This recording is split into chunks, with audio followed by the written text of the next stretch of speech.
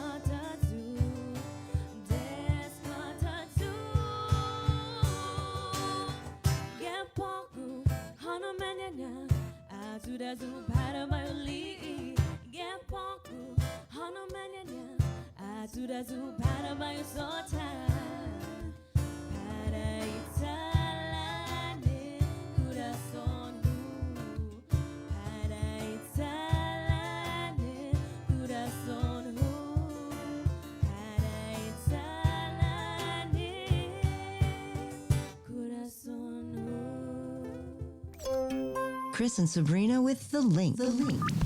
Here on Breeze 93.9 FM.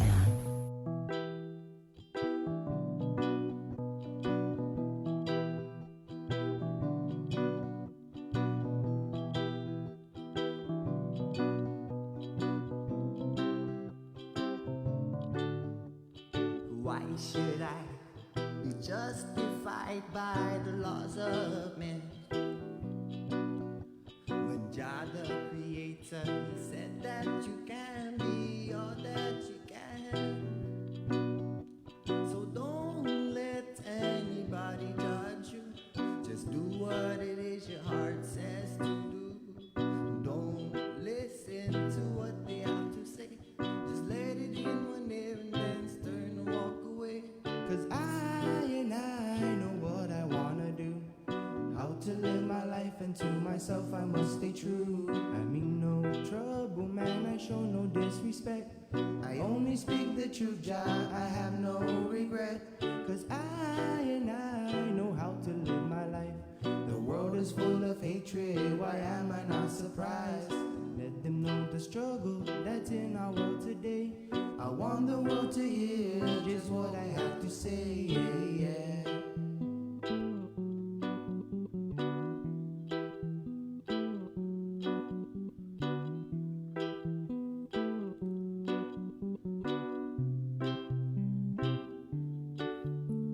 We're living in hell, some people think it's heaven, but little do they know, they don't know what they're expecting. They take their life for granted, they like to criticize. They put the people down, why can't they realize? We only have a little, we make something out of nothing. Working our way up with lots of pain and lots of suffering. Everyone is different, but we all think the same. They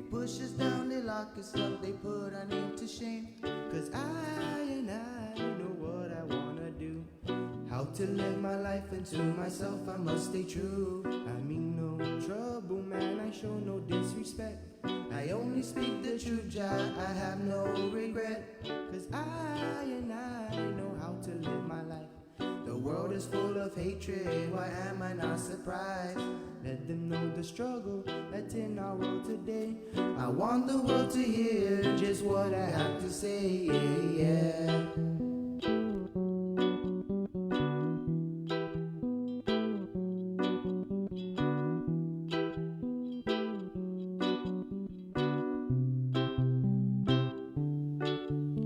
So why should we be justified by the laws of men? When Jah the Creator, He said that we can be all that we can. Don't let anybody judge you. Just do what it is your heart says to do. Don't listen to what they have to say. Just let it in one ear and turn and walk away, yeah.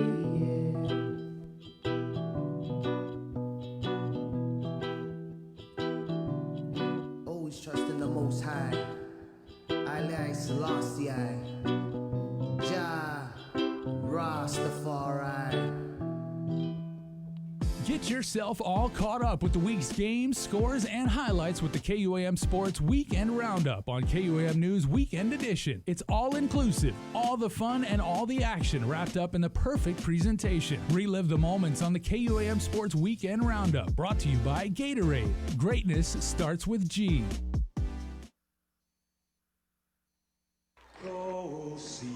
Go see Yauli die sombranzelten maakt. Et zu ita saluda antes de niga. Radzauds and malak estrezas durante em todo ememu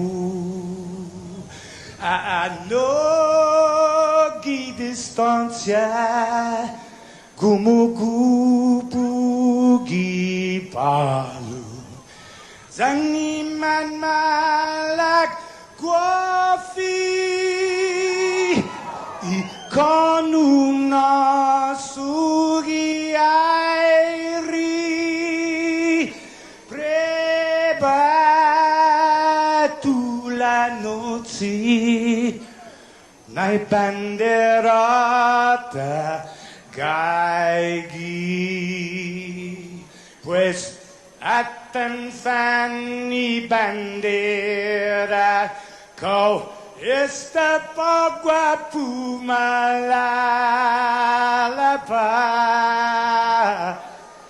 Giluk tanu man libri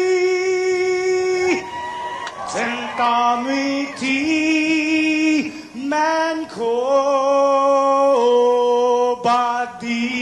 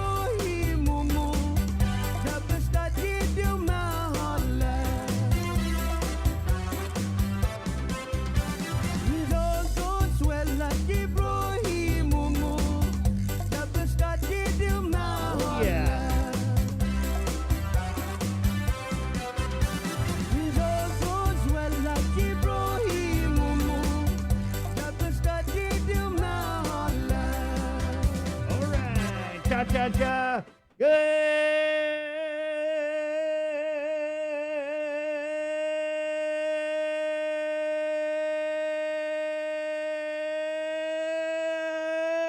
morning, Guam. Right on. Good morning. Good morning, Sabrina. Good morning. Good morning, Jason Solis. Good morning. It's a morning, that's for sure. It's definitely a morning as we're in week 4 of this crazy surge. Crazy. Lord help us. We reported 147 positives last night. Ugh. Hospitalizations up to 32. 7 in the ICU. Also marked the passing of our 145th fatality. It's 6:21. This is the link, guys. Good morning, Miss the Link, Miss a Lot. There's a lot coming up on the show. Dr. Ann Pobutsky, Department of Public Health, Social Services. She's the territorial epidemiologist, so definitely a lot of information coming from her. And then Dr. Hoa Wen, formerly of the Physicians Advisory Group. He was the chair. How weird is that to say? Because I must ask you, Chris, because you know the doctor better than any of us in this room. You've dealt with him you've actually covered him for a couple of years now. How weird is it to now to say the now former? I think it's still sinking in. But was it a case of too much politics? Yes. Oh, Yeah. Your mic is on, Sabrina. Yeah, it was. Well, you spoke with Doc yesterday, and he's coming on the show 7:30. But I just got to say, he is one of the voices that's really calling for some type of measures to mitigate this surge, what he is calling the Delta surge. All right, and we all know he was clamoring for it. It was very public. He was here imploring the governor. She didn't follow the PAG's recommendation, and the rest is history. All right. As we had heard out of Adelup yesterday, this kind of, wow. There was a release, well, not even a release. There was a WhatsApp message. Isn't that just weird? That's just weird for me. It's like the government. We're trusting with your lives, and you WhatsApp us. There was a WhatsApp message. It is convenient. Hoffaday Media Partners. This is coming out from the communications director of Adelup, Crystal Paco San Augustine. Hoffaday sent at 1:38 yesterday, guys. Yesterday afternoon. Hoffaday Media Partners. After consulting with leadership from Public Health, the Guam Memorial Hospital, the Guam Regional Medical City, her state surgeon, and her COVID-19 team, Governor Leon Guerrero is considering additional limitations to social gatherings. More information will be provided shortly. So we're still waiting for that information. It's going to be coming soon, guys, but I'm just going to say, if you don't have the information, don't come out and say it's going to be provided shortly if it's not going to be provided shortly. I guess we all have different definitions of shortly, and I know you guys think I'm nitpicking, but I'm not. It's a life and death pandemic. People need information, and they need to have confidence. They need to be reassured, not confused. There's so much confusion the last week. I'm not even going to go into the week before that because that was confusing too. But the last week has been a cluster F of mess. And the people of Guam deserve better. We deserve better than this bull crap. We're flying by the seat of our pants in the midst of a pandemic. We need a serious reset. Somebody needs to go down there and chew the hell out of Adelup. When you're screwing up and your mom just chews you out, right? Pulls your ear, sets your ass straight, and then you're okay. Now I know what I'm about. I'm serving the people. I'm serving the people. Okay, got it. That's what we need. There need to be a hard reset. Because when you come out and you tell the media that you're going to limit something, there's going to be new restrictions, and it's going to be announced shortly, we go out and we tell everybody, hey, everybody, it's going to be announced shortly. Hold on. When? Oh, it's shortly. Yeah, shortly. That means shortly. Why not just say tomorrow, guys? Or why not, if it's not shortly, come out and say, hey, I know we said shortly, but we're finalizing it because, you guys are going to complain anyway when we come out with it. So anyway, that's where we are now. But I'm going to say again that the restrictions that we have in place right now do nothing to stem the transmission of the virus. It shows. It shows. We've been doing this vaxxed, unvaxxed, whatever you want to call it, for almost a week. The numbers are climbing. They're going to get worse. It's going to get worse, guys. 15 GDOE students testing positive for coronavirus. I was talking to a coworker yesterday. Her granddaughter was a close contact at a public school, had to go to AMC, little 8-year-old, getting that Q-tip shoved way the hell up her nose. And it's happening to hundreds of kids because they're being exposed. And, you know, you got to test them. And, yeah, they test negative. Obviously, we're not seeing hundreds of positives at the school level. But it's just reached the point where, are we in denial? Are we?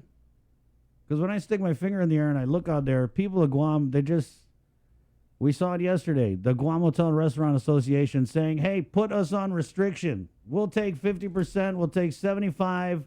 We got to do something.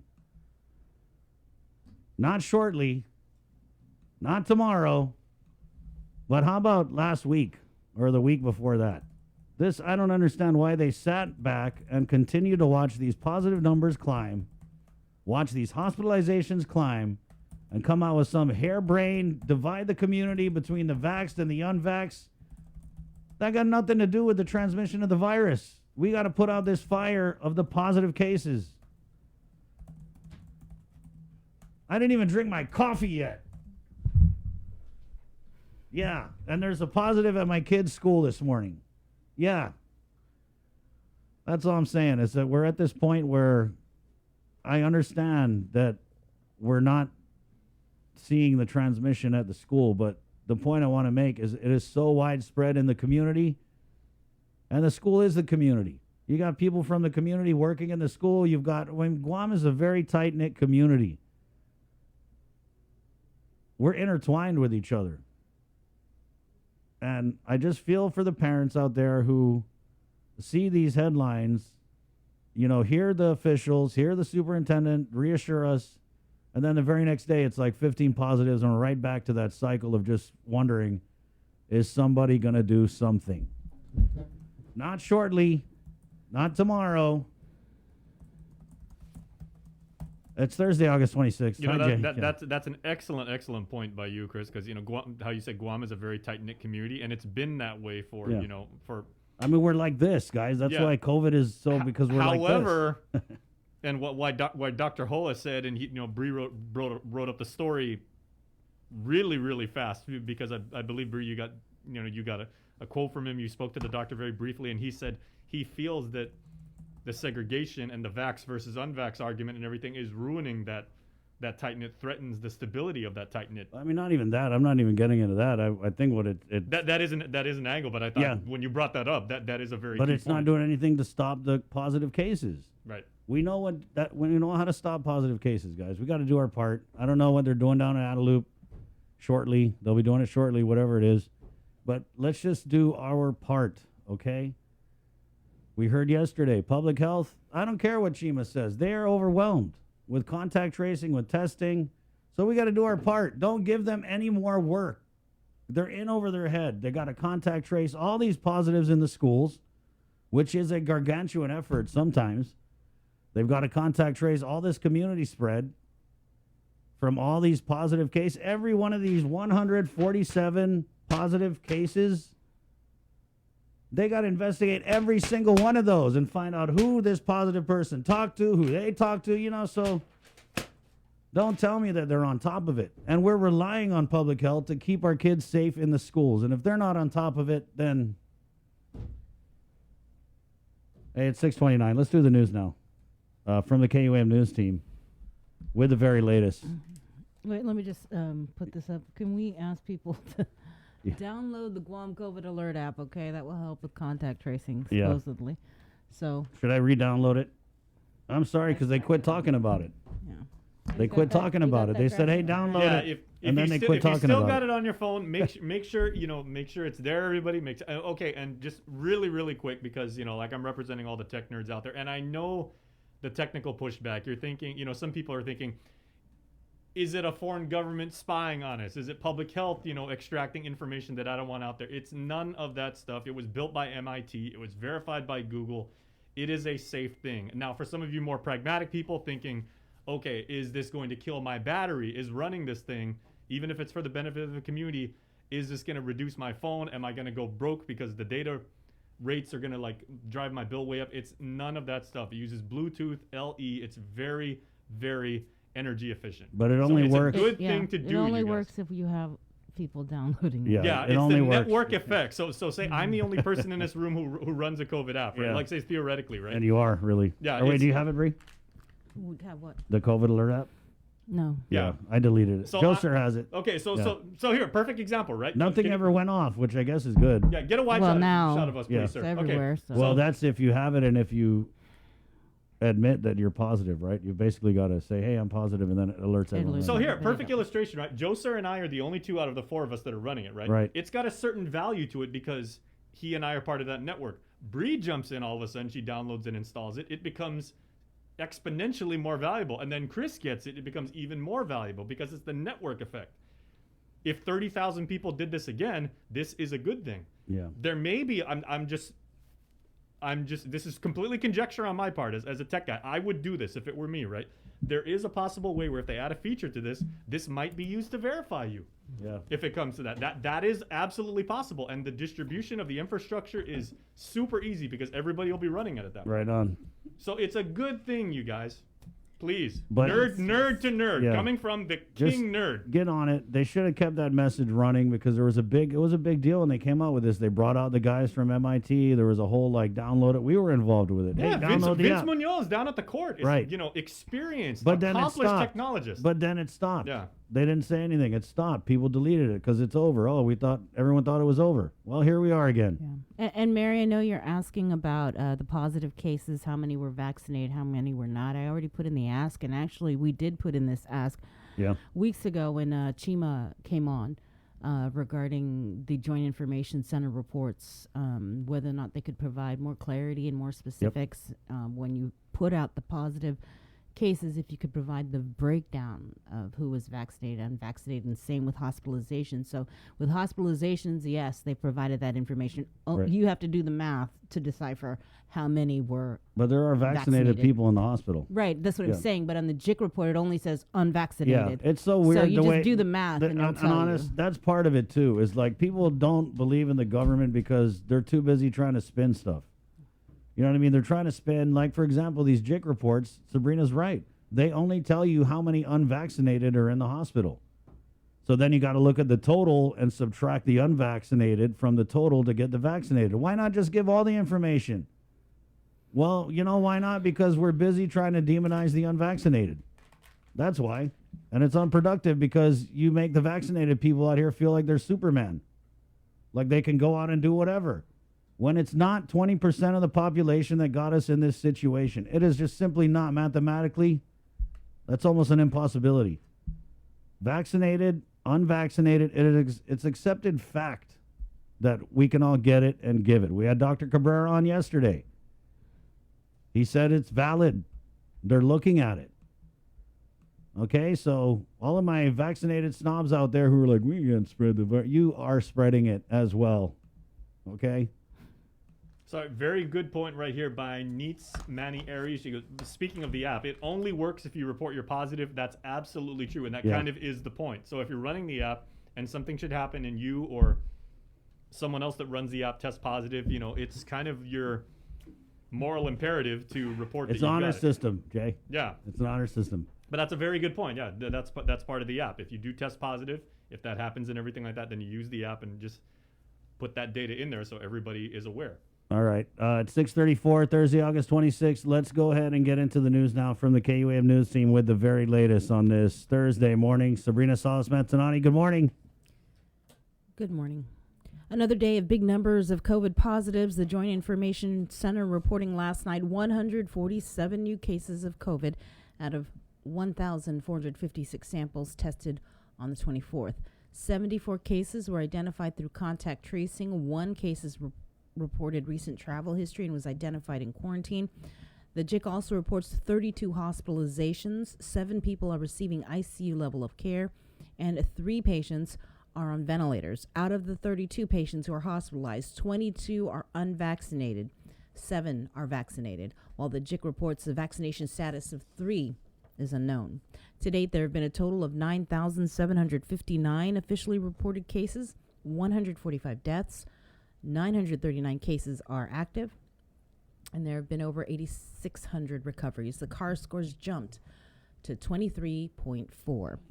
In addition, the JIC also reported that 15 GDOE students tested positive for COVID. The cases are from Atikow Elementary, Astumbo Elementary, CL Taitano Elementary, Inarahan Elementary, Liguan Elementary, Mauricio Martyrs Memorial Elementary, Orat Chalampago Elementary, Pedro Lujan Elementary, Agade Johnston Middle School, FB Leon Guerrero Middle School, Jose Rios Middle School, and Simon Sanchez High School. There are a total of 59 GDOE students infected with COVID, while a total of 19 students have tested positive in Catholic schools. More restrictions are expected to be announced out of Adelup. Yesterday, Island Media were informed that an announcement was going to be made shortly after 1:30 p.m. However, nothing was released. In the meantime, COVID testing continues to be offered at Tiedzen from 8 a.m. to 12 noon. Up to 400 PCR tests are being offered. Bring your photo ID and be prepared to wait for several hours. If you want to get vaccinated, you can do so at the Micronesia Mall from 11 a.m. to 6 p.m. And with more news, here's Nestor Lecanto. This news update is brought to you by Pacific Points. Do more, get more. Hafide and good morning, everyone. Here are your headlines on the link. Since the start of the pandemic, he's been one of the top guns in Guam's war against COVID. But Dr. Hoa Nguyen has resigned as the chairperson of the Governor's Physicians Advisory Group. Dr. Hoa Nguyen tells KUAM that he thinks he can better serve the community as a private physician and will continue to provide input through the media without worrying about political interference. Weeks ago, the PAG chairman had been warning that the cases were going to climb and the hospitalizations were going to increase if we didn't implement measures to stop the spread. Most recently, he recommended restrictions to be put in place, such as a limit on social gatherings to 25 people and options for occupancy requirements for restaurants, none of which were adopted when the governor held a press conference last Friday announcing her restriction of movement for the unvaccinated. Dr. Nguyen on Monday asked for the EO to be rescinded. I think that decision of mandate the employee of the business to be vaccinated, that should really need to be changed. I think that we have to respect people's choice of getting the vaccine or not getting the vaccine. The now former head of the PAG says that he does not agree with the segregation and division that has been created between the vaccinated and unvaccinated.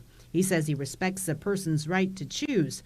Dr. Nguyen says the Delta variant does not care if you are vaccinated. It will attack anyone who lets their guard down. However, he does still encourage residents to get the shot because it will help decrease hospitalizations. Although he has resigned from the PAG, he says he will continue to be available should he be called upon for help. The PAG is a group of physicians that have volunteered their time to assist the governor in making decisions and strategies to combat COVID. When asked who's the new chair of the PAG, Adelup Communications Director Crystal Paco San Agustin responded that would be Governor's Chief Medical Advisor, Dr. Mike Cruz, who convenes the PAG. Island residents will soon have another venue to receive their COVID-19 vaccine shots at. The Guam National Guard is opening a second COVID vaccination clinic at the former Forever 21 retail store near the Guam Premium Outlets in Tamuning. Guam Guard Public Affairs Officer Captain Mark Scott said the clinic could be open as early as this Friday. With Governor Lou Leon Guerrero's latest executive order, the Guard has noted an increase in residents rushing to the clinic and rolling up their sleeves to get their COVID shots, which is what prompted the planning of opening another vaccination location. What we're seeing now after the governor's EO last week is an increased number of folks coming out looking to get vaccinated. And what we're doing, since we're seeing some increased crowds at the mall and some longer lines, is that we're looking to open up an alternate or an additional location to help give the people another option, also another safer option to disperse the crowds a little bit. He pointed out that the clinic has seen an increase of more than 400 residents availing of the shot. Scott says that they are at the site working to get the clinic functional. We're down there now. We got the floor plan laid out. We're working on the air conditioners and some of the utilities just to see how it's going to work. The plan right now is just to take everyone who already had their appointment on Eventbrite and have it just be the same time, all of that, just go to a different location once we're able to open. Scott adds that the new clinic will have the same procedures as the UOG Calvo Fieldhouse and Micronesia Mall clinics. The decision to make COVID vaccinations mandatory for GPA and GWA employees will rest solely on their respective general managers. The Consolidated Commission on Utilities did not take an official position on the controversial issue at its meeting Tuesday night and instead passed it on to the GMs. The commissioners agreed on one thing about mandatory vaccination. It was a hard decision to make. They were split over the question of what should prevail, individual rights versus the public good. There's two sayings I always think about when we talk about freedom, and freedom's a wonderful word, but as we all know, freedom's also not free, right? And it's not unlimited. And you can't yell a judge, a justice once ruled, you can't yell fire. Just because you have the freedom of speech, you can't yell fire in a movie theater or something like that. And the freedom for me to swing my fist stops at your nose. But, I've expressed my concern, Mr. Chair, in the working session that making the vaccine, a condition of employment, it's completely unacceptable. Even the Physicians Advisory Board doesn't believe, the governor's own Physician Advisory Board and the head has already come out and said that they don't agree with it either. We need to keep our employees safe. And this to me would do that. Would it infringe on somebody's right? Maybe. I'll be upfront about that, and it might infringe on somebody's right. But it's to me, it's the greater good, and that's what I have to wrestle with. I know it's a tough decision on our part, but at the end of the day, there's about 150 employees, is my math right, that are not vaccinated. Either we help ourselves or ignore the fact that someone is going to get COVID in our workplace. It's a guarantee. In the end, Commissioner Simon Sanchez offered an amendment passed by the commission to leave it up to management to come up with a vaccination and testing policy to include whether it will be mandatory. GWA General Manager Miguel Bordallo, in preliminary meetings with GPA's John Beneventi, indicates they're leaning that way. If you don't want to get vaccinated, then you can test, right? And that allows you to, if you don't have the exemption that you want to continue to be unvaccinated, then you can test. Right? And if I didn't want to do that, what would happen? And then if you didn't want to do that, then you're just refusing to comply with the policy, and then you would be subject to disciplinary action. Exemptions will be considered for medical reasons and strongly held religious beliefs. Adelup confirms that a U.S. EPA team is on Guam. During a recent press conference, the governor mentioned that inspectors from the federal agency would conduct an inspection of the environmental damage in the Mangilao and Marbo Cave areas from the construction of a solar farm. Guam EPA in July issued a notice of violation to contractor Samsung E&C America for failing to follow its approved sediment and erosion control plan. As a result, stormwater runoff flooded nearby private properties and transformed the clear, fresh water of Marbo Cave into a mud pit. 2 lawsuits have been filed against Samsung and solar farm owner KEPCO. Additionally, the Department of Public Works issued a cease and desist order. The U.S. EPA is conducting an assessment to determine if there are any violations of the Clean Water Act. That's it for now. We'll see you tonight for KOAM News Prime Time. Back to you, Bree. This news update is brought to you by Pacific Points. Do more, get more.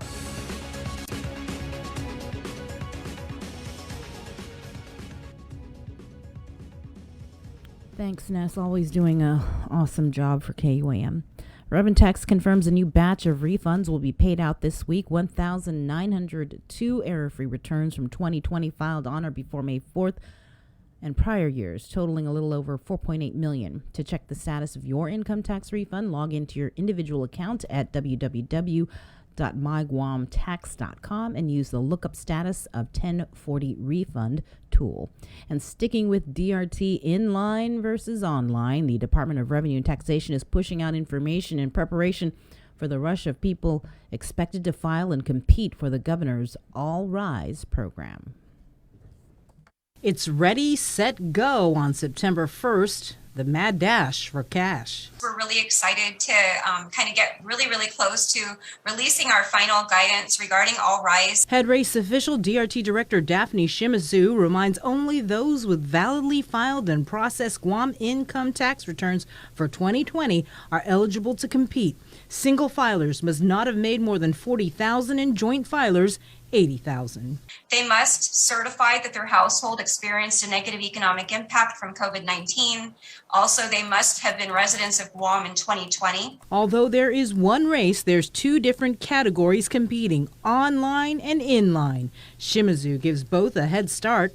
For online filers, if you're going to file online, we believe that it's very important that you already get onto myguamtax.com this week if you can, and register on our website. And so that's so that you can already have an account that's set up.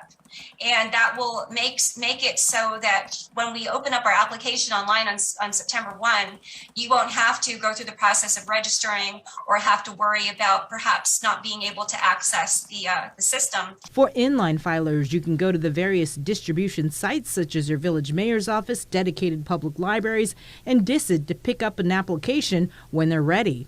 We will be providing to our distribution sites the forms, instructions, FAQ, and guidelines ahead of time. We're targeting no later than Monday to get those out there. We're hopeful that we'll get them even before then, so that way the members of our community will be able to have that information available and that they can prepare prior to September 1. Go time on race day is 7 a.m. The system will go live and competitors will immediately be able to file online and inline. DRT will have a drive-through service and walk-in service at the income tax branch. It's 5 applications per vehicle. There will also be an option to collect your $800 or $1,600 winnings either by direct deposit or check. Keep in mind this is a first in, first out program with a $30 million cap in payouts. Our team actually is going to be doing our best to tally as quickly as possible every day exactly where we are. It's going to be, and how it will work is once we hit the 30 million cap, we're going to cease receiving applications. So we're going to turn off the ability to submit applications both online, and also we're going to stop receiving them in person. For more information on the All Rise applications, DRT has extended their call center hours from 7 a.m. to 6 p.m. up until September 10th. The numbers to call are 635-1840, 1841, 7614, 7651, or 1813. You can also email pinadmin@revtax.guam.gov.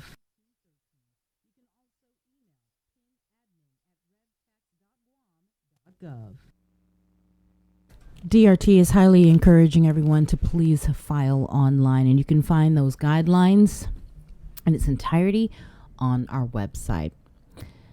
The Biden administration says it is confident that the withdrawal from Afghanistan can be completed before the August 31st deadline, but others aren't so sure and are criticizing the president for not extending the timeline in order to make sure no one is left behind. Skylar Henry reports.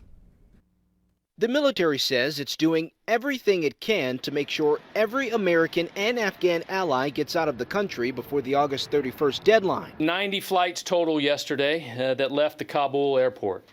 That is accounted for 19,000 evacuees now safely out of Afghanistan. President Biden announced Tuesday that he will not be extending the deadline, but says he has asked the Pentagon and State Department for contingency plans if the withdrawal is not yet complete. The completion by August 31st depends upon the Taliban continuing to cooperate and allow access to the airport for those who were transporting out. The president says staying beyond the deadline would be dangerous for U.S. troops. Every day we're on the ground is another day we know that ISIS-K is seeking to target the airport and attack both U.S. and allied forces and innocent civilians.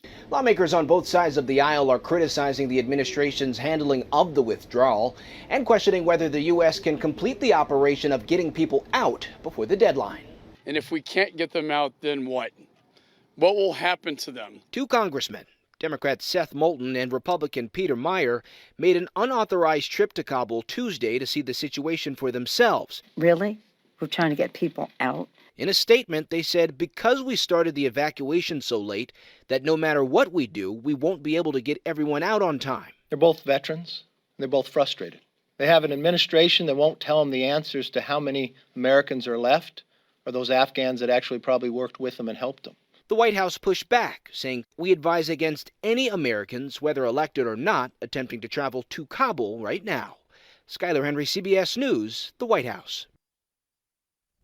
With your news in Chamorro, here's King Conception. Buenos noches to get some to be kunut sa morgen ni KUAM News. Presenta ni Familian Mizo gi First Hawaiian Bank. Pero mababa ni Guam National Guard minados na klinik para binakunang COVID gazi Agas Forever 21 na tenda sa tamuning gi Guam Premier Outlets. Ang Public Affairs Officer para guard si Captain Mark Scott lengan na klinik sa sinya mababa paugandia business. Ileg niya na inadinig sa kitibo ni gobyerno, maliisan may gana residente siya, man mafatugati gi klinik pero fan mabakuna ni amot COVID, zapodad so mababa otro na sangan binakuna. Asangan na mas ki 400 na residente ni isla sa estaman matupafan madulok. Masasangan na igar sa estaman matsotso, ginwebo na lugar para manalisto. Inwebo na klinik sa pareho reglamenton niya ni matatitidzi gi UOG Calvo Field House sa Marcanisha Mall. Masasunto, makonfirma ni Adilob na gayi gwini tauto US EPA para mambestiga dito nilang environmental gi Marble Cave. Ma-issue ni Guam EPA at notice of violation para Samsung ENC na kompanya.Ikontratista ni Solar Farm kita Mangilaw. Manay citation ni kompanya sa timatatiji reglamento ni maapreba ni Plano Sediment and Erosion Control. Sa putimoos giyazo na plano, imimilag na hanam gini riza siya na propiedad sa kahulo za na asenfatsi fresco na hanam gi Marble Cave. Dos na lawsuit sa stamafao kontra Samsung za ni dueño ni Solar Farm, KEPCO. Mas talo Public Works sa mahisyo iordin na permana para itatso niya. US EPA sa may misitiga mas kogwakin ng talisa ni Clean Water Act. Otro artikulo, mafatsutsu plano para ma-establish sa Guam Airport para spaceport. Pero manasadbi ng kompanya siya tagwi Virgin Orbit no itong Richard Branson. Segundo maga si airport si Ricky Hernandez a report na gaya na plano gi pre-application na estaw. Pero ang gaylasin siya para spaceport sa San Maput sa nisita no submit facility, safety and environmental mitigation na plano siya. Kailangan na sa pud-ayamano na gaya guahan ni na San Malik pero matiro rocket siya gininesti. Yuto mo na sunto para pago na webes gini KUAM News kifinut sa moro. Makonfirma ni Revenue and Taxation ang may bursihan na salapi refund sa para maapasi huzong pago na semana. 1902 na return ni Mantalin at si para 2020 na sakan ni mafayo antes di dia 4 de mayo 2021 na sakan sa baling 4.8 milyon pesos por todo. Pero ang check is on mizo tax refund halong gi zoom account gi www.myguamtax.com dan nasabiya di lookup status of 1040 refund na batunes. By Guam News Network, Gorsikin Conception. Yasuto gifinut sa moro sa presenta sa ninafatto ni Familian Mizo gi First Hawaiian Bank. Say hello to the First Hawaiian Bank mobile app. Want a better look at your spending? With MoneyMap, you can automatically create budgets and manage where your money is going. Know when you have a green light or when it's time to slow down. Maybe cook more meals at home this week. Set your goals, track your progress, and find your way to exactly where you want to be with MoneyMap from the First Hawaiian Bank mobile app. It all starts with yes. The KUAM Podcast Network is back and on demand, featuring a great variety of podcasts from our island and region, including culture, lifestyle, awareness, crime, politics, commentary, comedy, and entertainment. Available on most streaming platforms. The KUAM Podcast Network. Subscribe and listen now.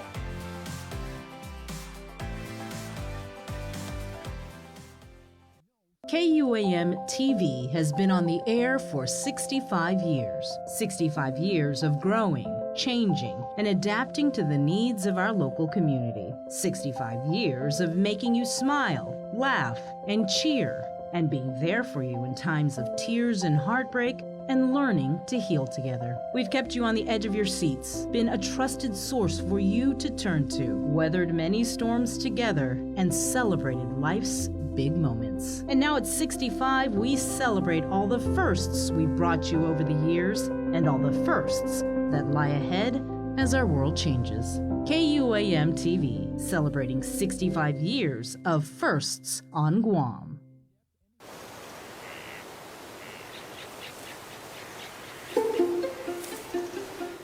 Guam was once home to over 12 native species of forest birds, each with their own unique sound, color, and role to play in our ecosystem.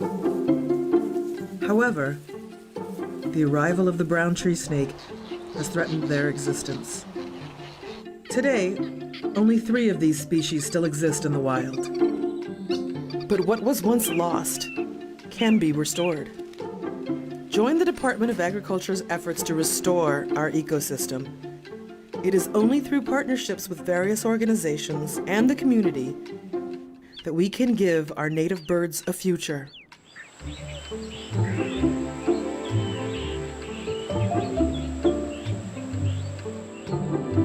Support snake suppression.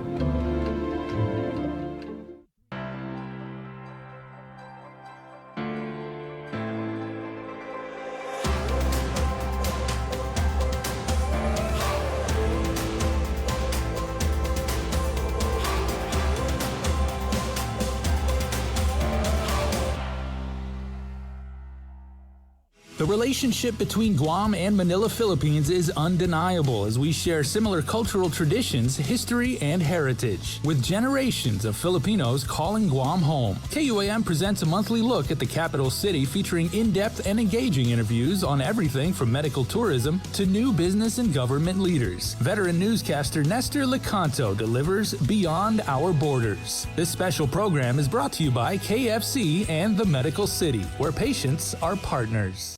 Get the job done the right way by getting the right stuff at East West Rental Center. With years of experience helping builders, we definitely got what you need. Call 646-1463 or visit us in Upper Tumon. Open Monday to Saturday from 7 a.m. to 5 p.m. and on Sundays from 8 a.m. to 5 p.m. GU Self-Storage, conveniently located near the Harmon McDonald's, offers fully covered loading and unloading area with individual pin-coded gate and door access. Call us today at 648-7867 for more information. Do you feel like you're missing out on something? Make life more rewarding with Pacific Points. Earn and redeem points for bill rebates and free load at IT&E, discounts on fuel at Shell, vouchers at Foodies, and United Mileage Plus miles. You can even pay with Pacific Points at IT&E, Shell, and Foodies. Pacific Points. Do more, get more. After a year with so many games and events delayed or unplayed, the world is ready for anything and everything in the world of sports. KUAM Communications is ready with more games, more championships, and more specials that are guaranteed to bring out the fan in you. Don't miss a minute of gameplay from NBC on KUAM TV 8 or from CBS on KUAM TV 11. Every month, we'll bring you the action and excitement. Brought to you locally by Michelob Ultra, Superior Light Beer, Marianas Irrigation and Landscape, and Docomo Pacific. Just more great reasons to tune in and turn on so you'll fall in love with TV again with the best from KUAM Communications.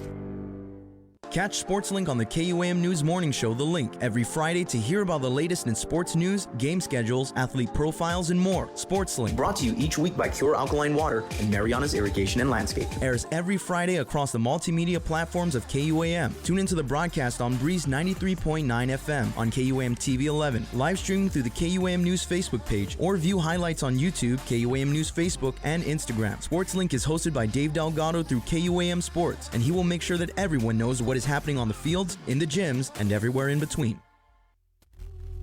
Yeah, are you Monday's child? 'Cause your fair face is the only thing I see when I walk in the place. I watch you glow in the sun as you walk past me slowly. I whisper, take a breath and say, oh man, if only. But no, not even one look, not even a glance. I'll go home to feel like, man, I'll never get a chance. One day I promise my motivations will change when I've got nothing left to lose and everything to gain. I'll drop sweet lines, ask if you like the way my band plays. I ask you what you're signing, what you usually do on Saturdays, and if you've had any dreams that have ever come true. And if you can see in me all the things I see in you, even if we don't have a future, could we still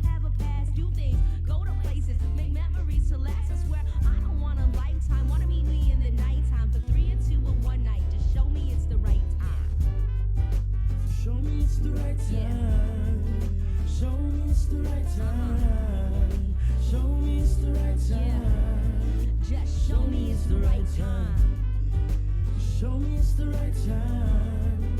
Show me it's the right time. Show me it's the right time. Yeah, just show me it's the right time. I'm Friday's child, I'm loving and giving.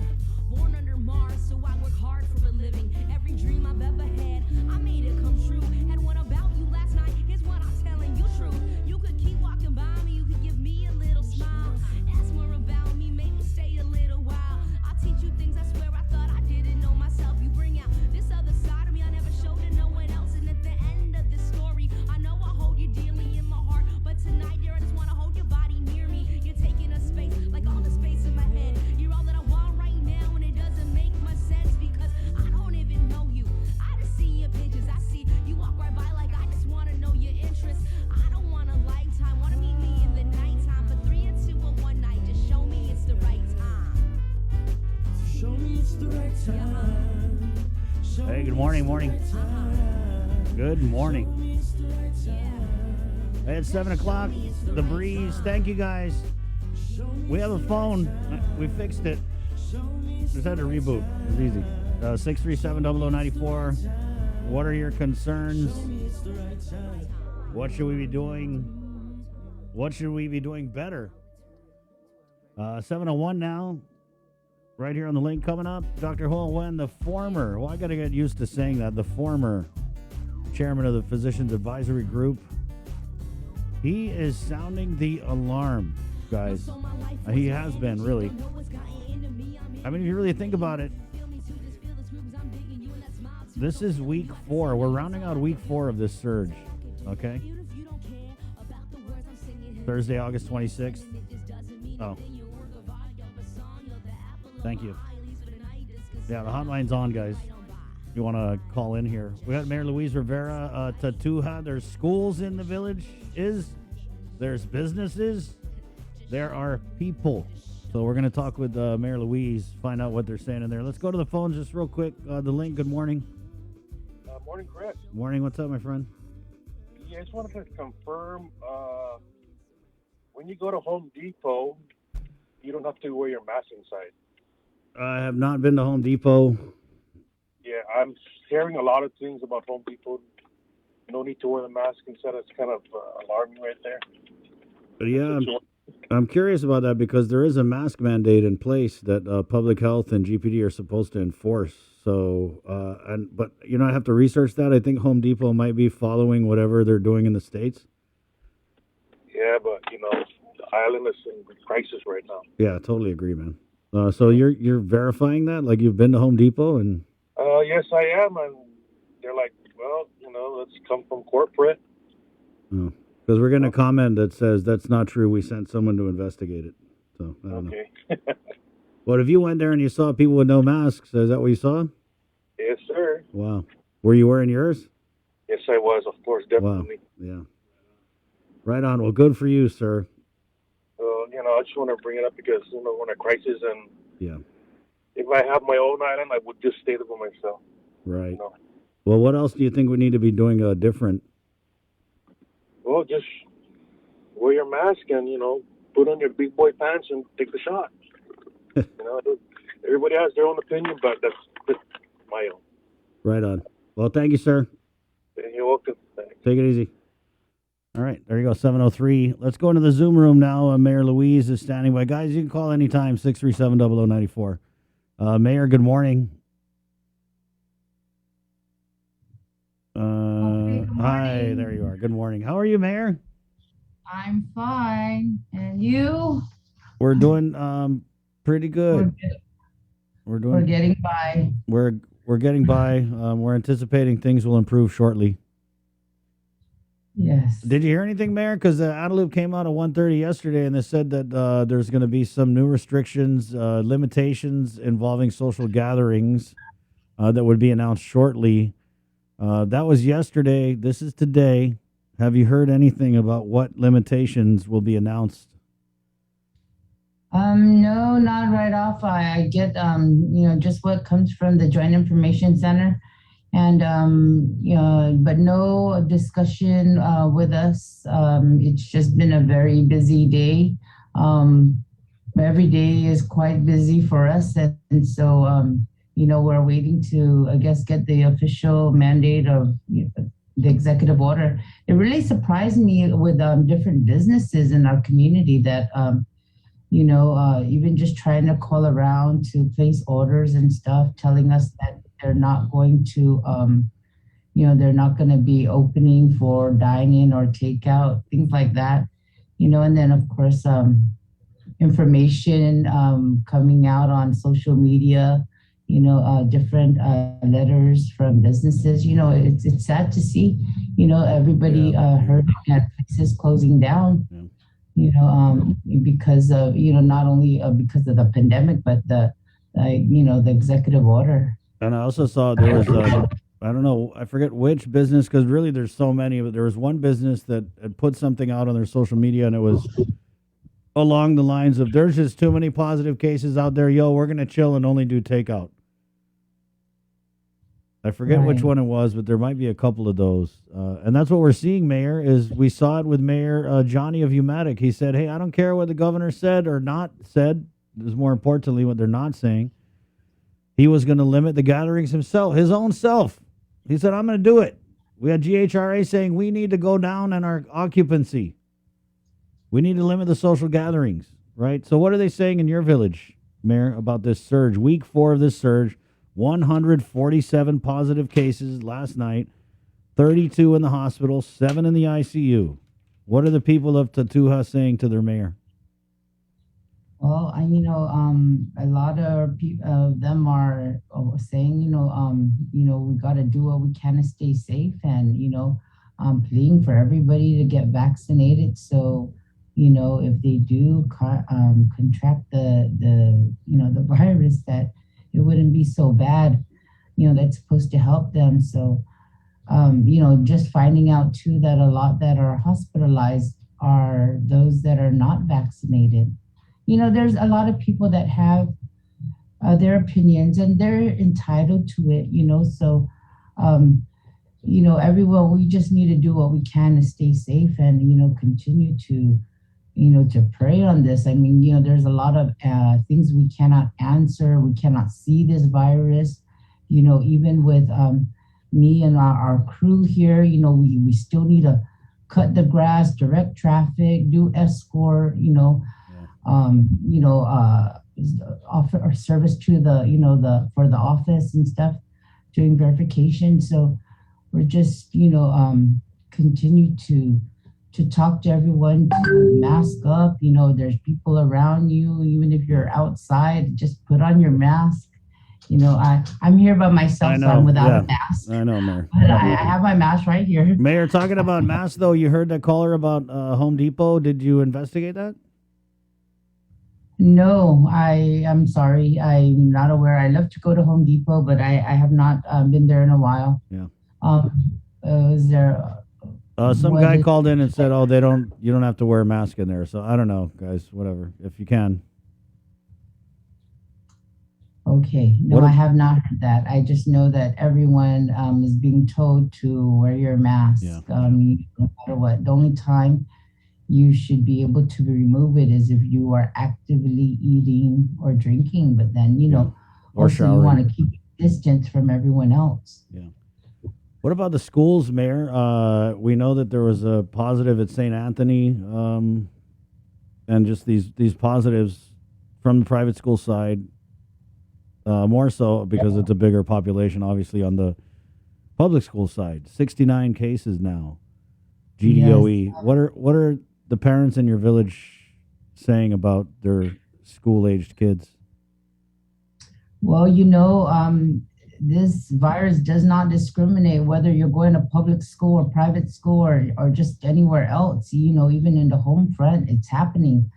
People are are catching this disease, and it's scary. Just being even in the workplace, you think that we're all safe, but we don't know what all the other employees are doing when they get home, or who they're in contact with, and then they come back to work.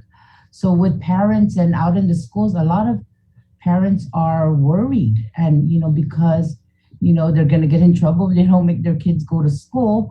But then look how fast these students are catching this, and especially for those that are unvaccinated. We have the elementary school level. I have parents that have approached me about that. From what they're seeing and what their kids are telling them, that it's not safe. And then these kids that are healthy, they go to school, but then they come back home where the parent could be, have comorbidities, where they're diabetic or they are cancer patients or, what have you. So there's a lot of worry, and people, I know a lot of these parents are trying to find ways to make their children go to school online. They want to bring that back, but I know there's different issues with our students. There's some of them here in Tamuning that they were not able to do online school. So in order for them, because they have parents that are ill, they were able to get into Ocean View, so they're able to go online, but to, a school down south and not, their designated school.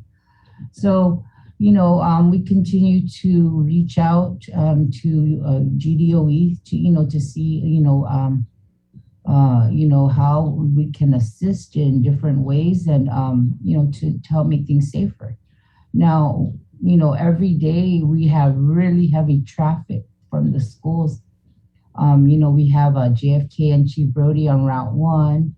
Then we have Too Many Elementary and LBJ on Route 14, Chalmers, San Antonio, and then also with St. Anthony School. So it's a really busy, area, and even with like the personnel that we have out there, I mean, there's like issues with parents parking and then trying to get down to go and pick up their child and go, or even just to drop off, things like that. And so, they're coming in contact with our people, just walking on the street. So, it's again, we ask everyone to just respect each other, keep your distance, wear your mask, and if you are coughing or sneezing, stay home. If you're feeling sick, just try not to be near anyone or go anywhere where you may affect other people. Yeah, Mayor, everyone's concerned, and we're worried. We're worried about this because we can't see it. And so again, we plead for everyone to, do your part, do what you can to stay safe. What do you think we need to do, Mayor? If you were governor for a day, what type of like limitations or whatever would you put in place? Oh, well, again, everyone, is entitled to their opinion. And, this is just her opinion, guys. It's just her opinion. Okay, nowadays people get in trouble for voicing their opinion, so this is the mayor's opinion. Go ahead. Well, yeah, I mean, it goes back to, like the beginning. I mean, where is this virus coming from? And, with all the restrictions that they're saying, a lot of people have approached me about the quarantine. There's, there should have been more restrictions in the borders, of what is coming in because of, I'm seeing a lot of people that, because they're able to or because they're essential, or they don't need to quarantine and, so, it goes back to all those things. I know that our governor she makes tough decisions. And likewise, with us, I don't know where it's coming from, and I just want, we need to be more stricter about those that are coming in because you may appear well that first day, but then after 4 days, you find out you have you have COVID, and then all the people you've you've contacted with, been in contact with. It's just, you never know. And so, again, if I was governor for a day, I would automatically reach out to all of course, my advisory council from the doctors, especially because, they are the ones dealing with all our illnesses, including mine. I continue to reach out and get their opinion and get their advice on what we should do and how we should stay safe and, help us to get tested, and where can we go for a vaccination, so I will continue to reach out to our advisory group and really listen to them. Yeah. What about this vaccination status thing? I ate out yesterday. Well, we did it for a shoot, and they actually carded me, which is cool because it's the first time I've been carded in years. But they carded me, and they were like, "We need to see your vaccination status." And I was like, "Hello, you didn't get the memo?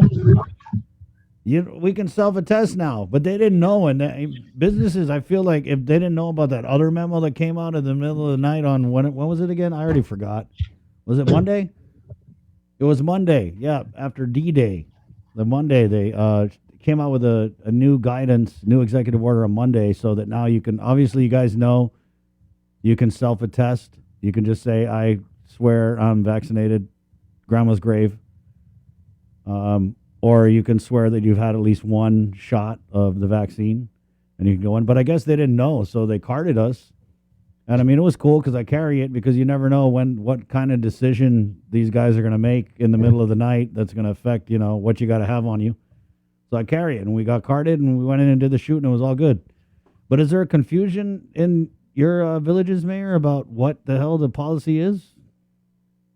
Well, we did raise those questions. I mean, because, looking at the executive order and the guidelines, from public health, there were parts there that were contradicting each other. And, so again, it was, even with that, you're going to take, they're just using the honorary system saying that, I'm vaccinated, but we know that there are people that are not.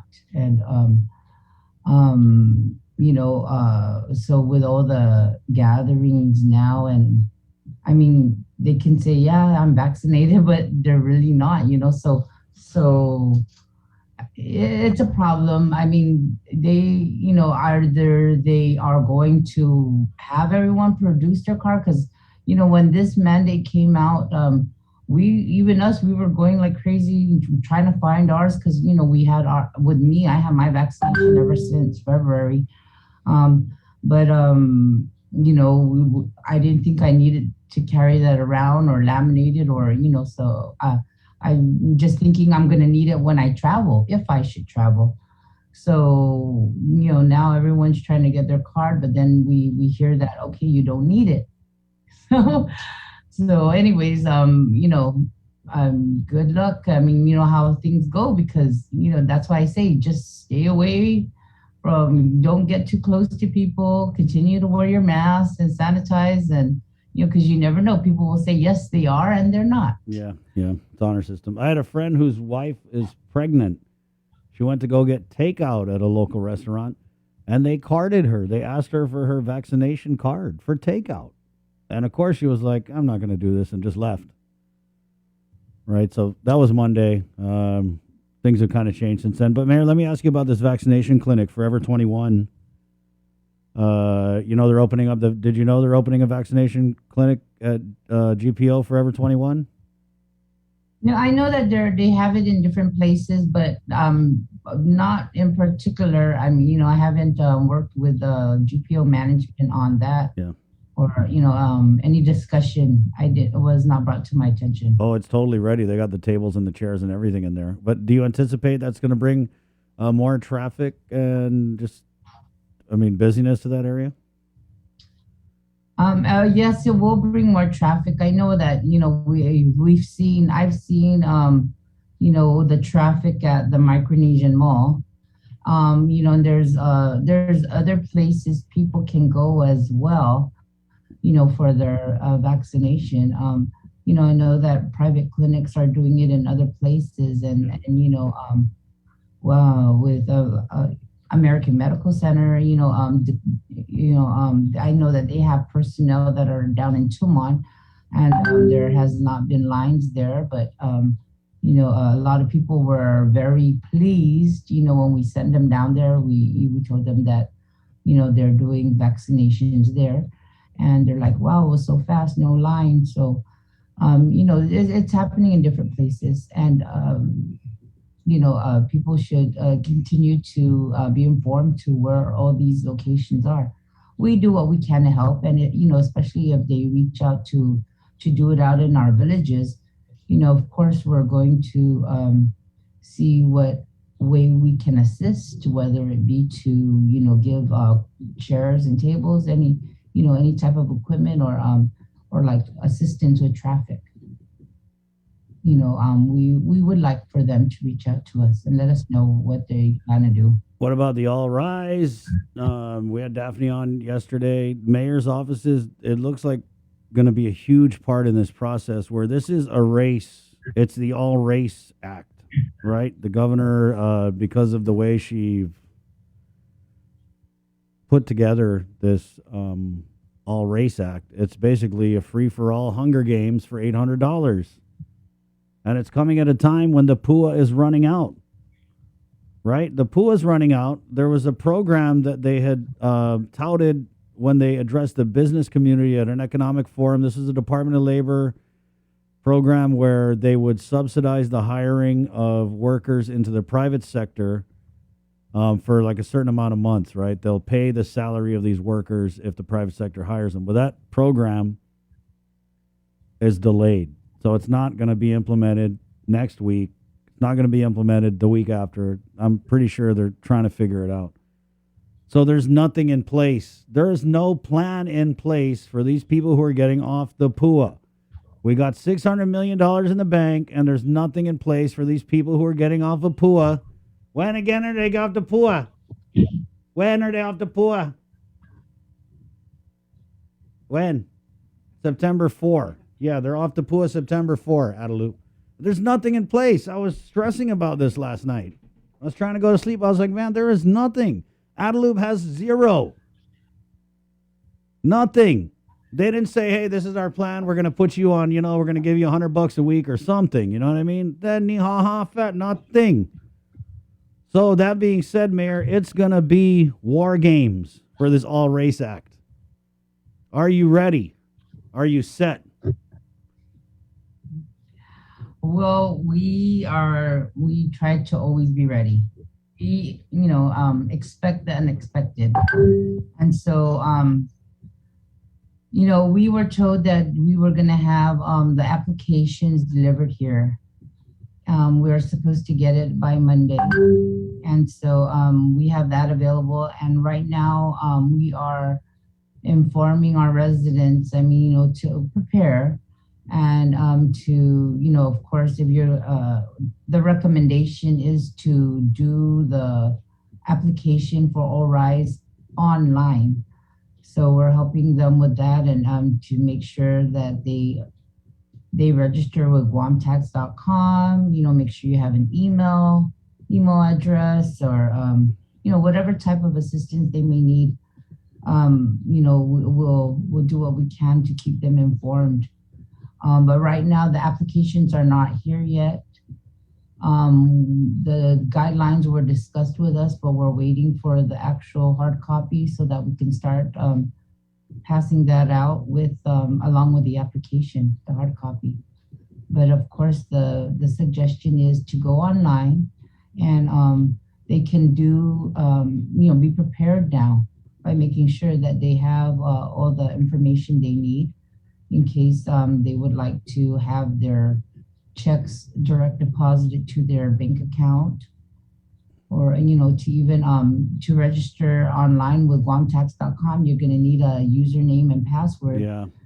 So do all that, make sure that you have your your 2020 taxes filed already, and everything is good, and there's no problems, no issues.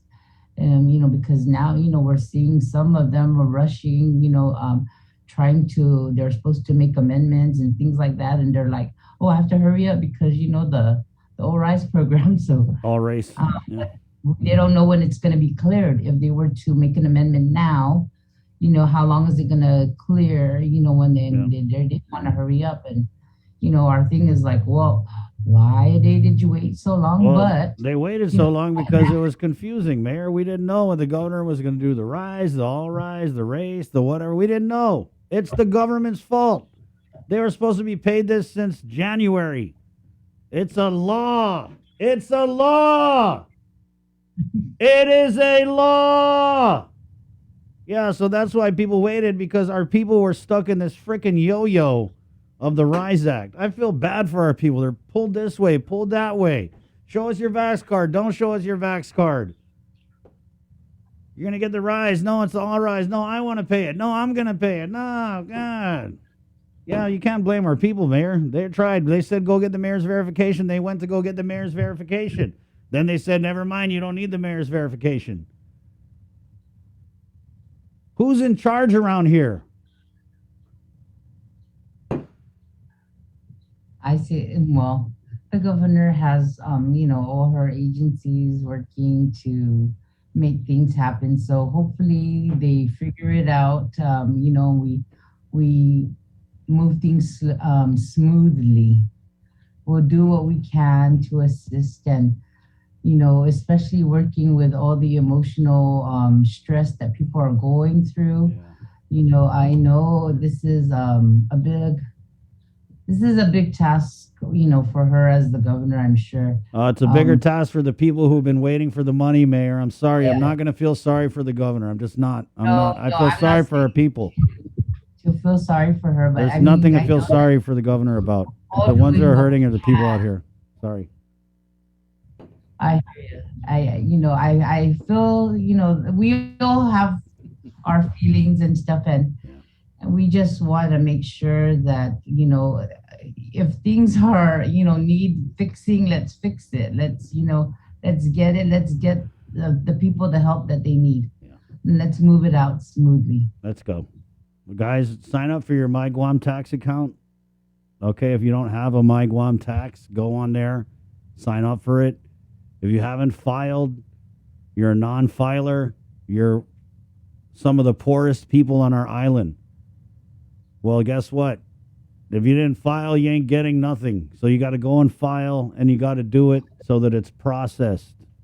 So you got to do it online, or you got to do it in person and make sure that they process it. But, when you do it in person, they throw it in a pile, and then someone looks over it. Daphne says if you file it online, it's boom, processed.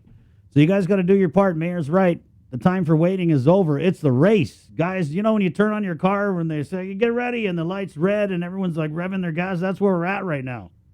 We're just waiting for the light to turn green. And then it's all race for $30 million to the death. Hopefully no one dies. Jay? Yeah, we're going to have to do a fair amount of online browsing like today. So as you said, download the COVID Alert app. Go grab that from your app store.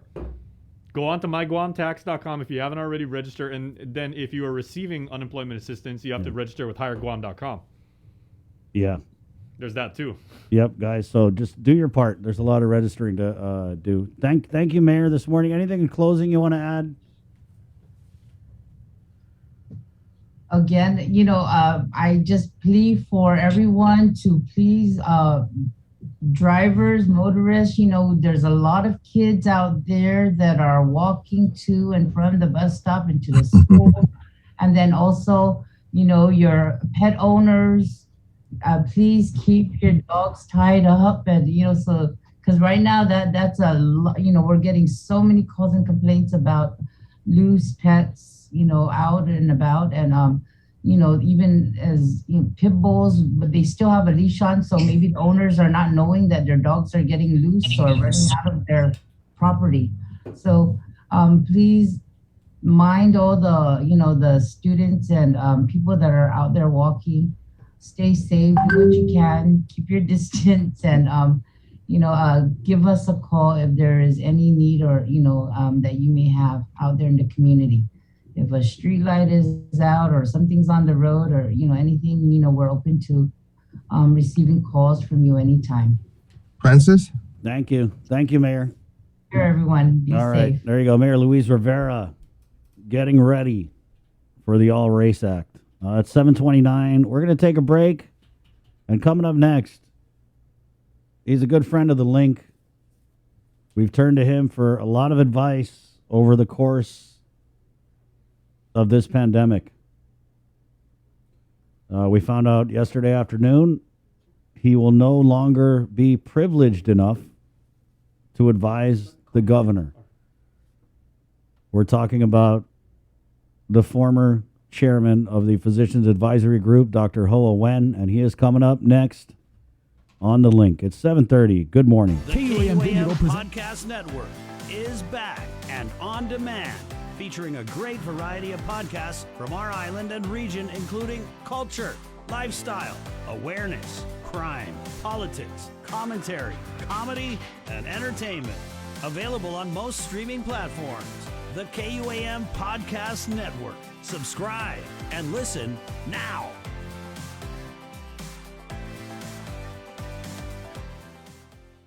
KUAM TV has been on the air for 65 years. 65 years of growing, changing, and adapting to the needs of our local community. 65 years of making you smile, laugh, and cheer, and being there for you in times of tears and heartbreak, and learning to heal together. We've kept you on the edge of your seats, been a trusted source for you to turn to, weathered many storms together, and celebrated life's big moments. And now at 65, we celebrate all the firsts we brought you over the years, and all the firsts that lie ahead as our world changes. KUAM TV, celebrating 65 years of firsts on Guam.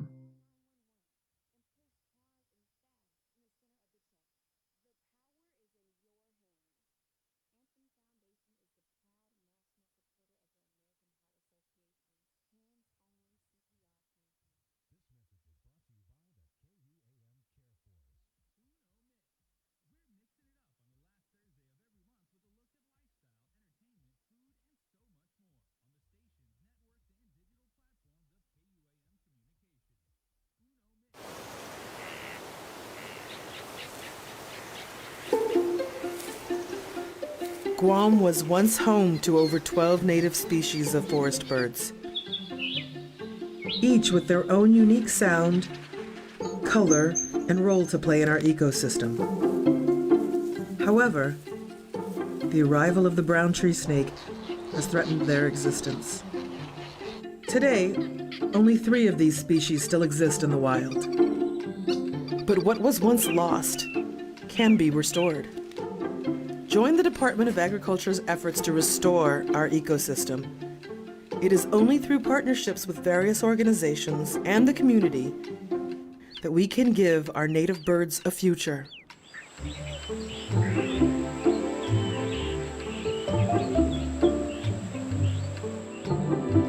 Support snake suppression.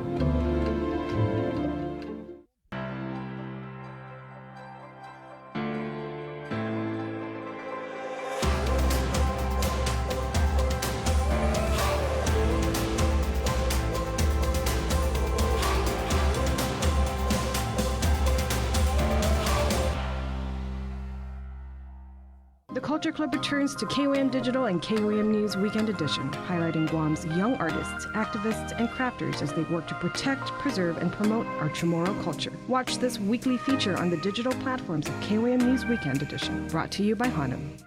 KUAM's multi-platform morning show, The Link, just got a little more delicious with Feed Me Fridays. Chris, Sabrina, Jason, and the rest of the morning crew will take some time off each Friday to talk, taste, and tempt you with all the latest and greatest food and drinks on Guam. Old faves, new hits, and everything else we can put in our bellies. It's Feed Me Fridays on The Link, brought to you by King's Restaurants, Ruby Tuesday Guam, and Devondale. The world of television is more exciting than ever. Don't miss a minute of special presentations from NBC on KUAM TV 8 or from CBS on KUAM TV 11. Every month, we'll bring you the fun and excitement of award shows and red carpet moments, special series presentations, and other great network programs. Brought to you locally by King's Restaurant, Ruby Tuesday Guam, Bud Light Seltzer, and Docomo Pacific, giving you more reasons to tune in and turn on. Fall in love with TV again with the best from KUAM Communications.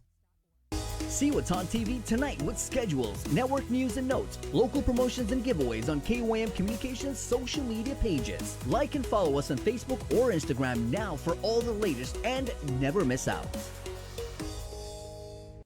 Get yourself all caught up with the week's games, scores, and highlights with the KUAM Sports Weekend Roundup on KUAM News Weekend Edition. It's all inclusive, all the fun and all the action wrapped up in the perfect presentation. Relive the moments on the KUAM Sports Weekend Roundup, brought to you by Gatorade. Greatness starts with G.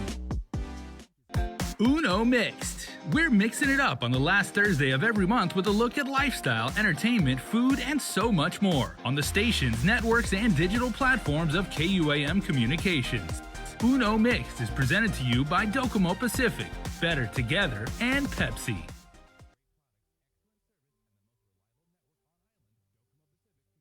Say hello to the First Hawaiian Bank mobile app. Want a better look at your spending? With MoneyMap, you can automatically create budgets and manage where your money is going. Know when you have a green light, or when it's time to slow down. Maybe cook more meals at home this week. Set your goals, track your progress, and find your way to exactly where you want to be. With MoneyMap from the First Hawaiian Bank mobile app, it all starts with yes. Looking for TV schedules, upcoming sports, or special presentations, or what you may have missed over the busy week you had? Well, look no further than KUAM Digital Digest. This weekly emailed newsletter puts all kinds of information in the hands of subscribers each and every week. Just subscribe and we will make sure you keep up with your favorites and stay informed and entertained throughout it all. Go to KUAM.com, click on the newsletter tab, give us your email address, and you are all set. Brought to you in digital partnership with King's Restaurant and Ruby Tuesday Guam. It's the KUAM Digital Digest, your weekly guide to the latest information and best entertainment on the stations and platforms of KUAM. We got your 6 at 6 a.m. with the link on Breeze 93.9 FM. Bree and I connect you with all the latest news and information you need to know to start your day. Then check back with Guam's news leader at 6 p.m. for the day's top headlines with KUAM News Primetime. From 6 a.m. to 6 p.m. and everything else in between with KUAM Digital, we got your 6.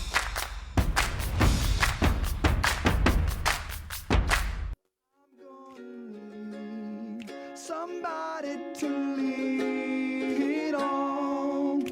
Got a son and a daughter, just trying to be a good father. Wipe that sweat off my brow and just hustle harder. Follow the same footsteps as my brothers and father. Turn my passion into music, make my music my product, and give my eyelids some real. I know they'd be proud of. I'm on the Guam's very own. I did it for the honor. Give it hope. All right, welcome back to the link, everybody. Chris, my friend.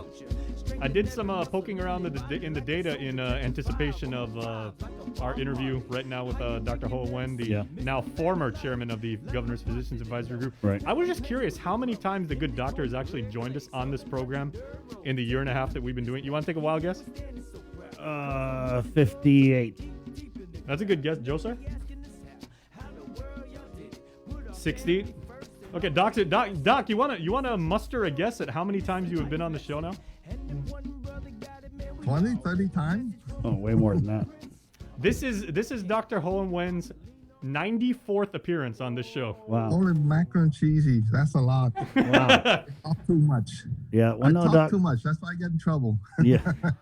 Yeah. Well, so Doc, I know you've been stressed out over the past couple weeks about high numbers and everything like that, but that's one number that we really do appreciate. Yeah, so. and I think it goes to show. I mean, he's been very accessible in coming on. I mean, that's about twice a week, I want to say. Yeah, and I took a look at the data for that too. There have been times when he's been on the show like 3 and 4 times too. Right, yeah, And so- in the last few weeks, he's actually been proactively reaching out to you to say, "Can you please tell your listeners?" Yeah, that you always. do what's right. I mean, the messaging when it comes to the pandemic and what we got to do to be safe, we're all aboard. But unfortunately, a lot of times there's too much politics involved. Right, Doc? Yes. Don't like politics. Well, thanks for joining us. So let me get this straight. You resigned, was it actually a few days ago, Doc? I resigned over a few days ago, I guess during the weekend. But just a day or two after the EO, I guess. But I don't want the public to know. So I don't want to, number one, don't want them to be distracted what we need to do to curb this surge. And number two, I got to give the courtesy to the governor's office to release it first. And they did that, I think, late yesterday after noon, Doc. But just give us the reasons why.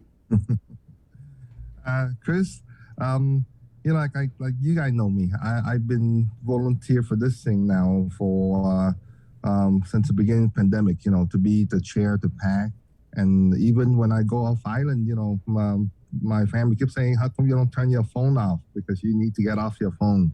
That's just because this is my passion.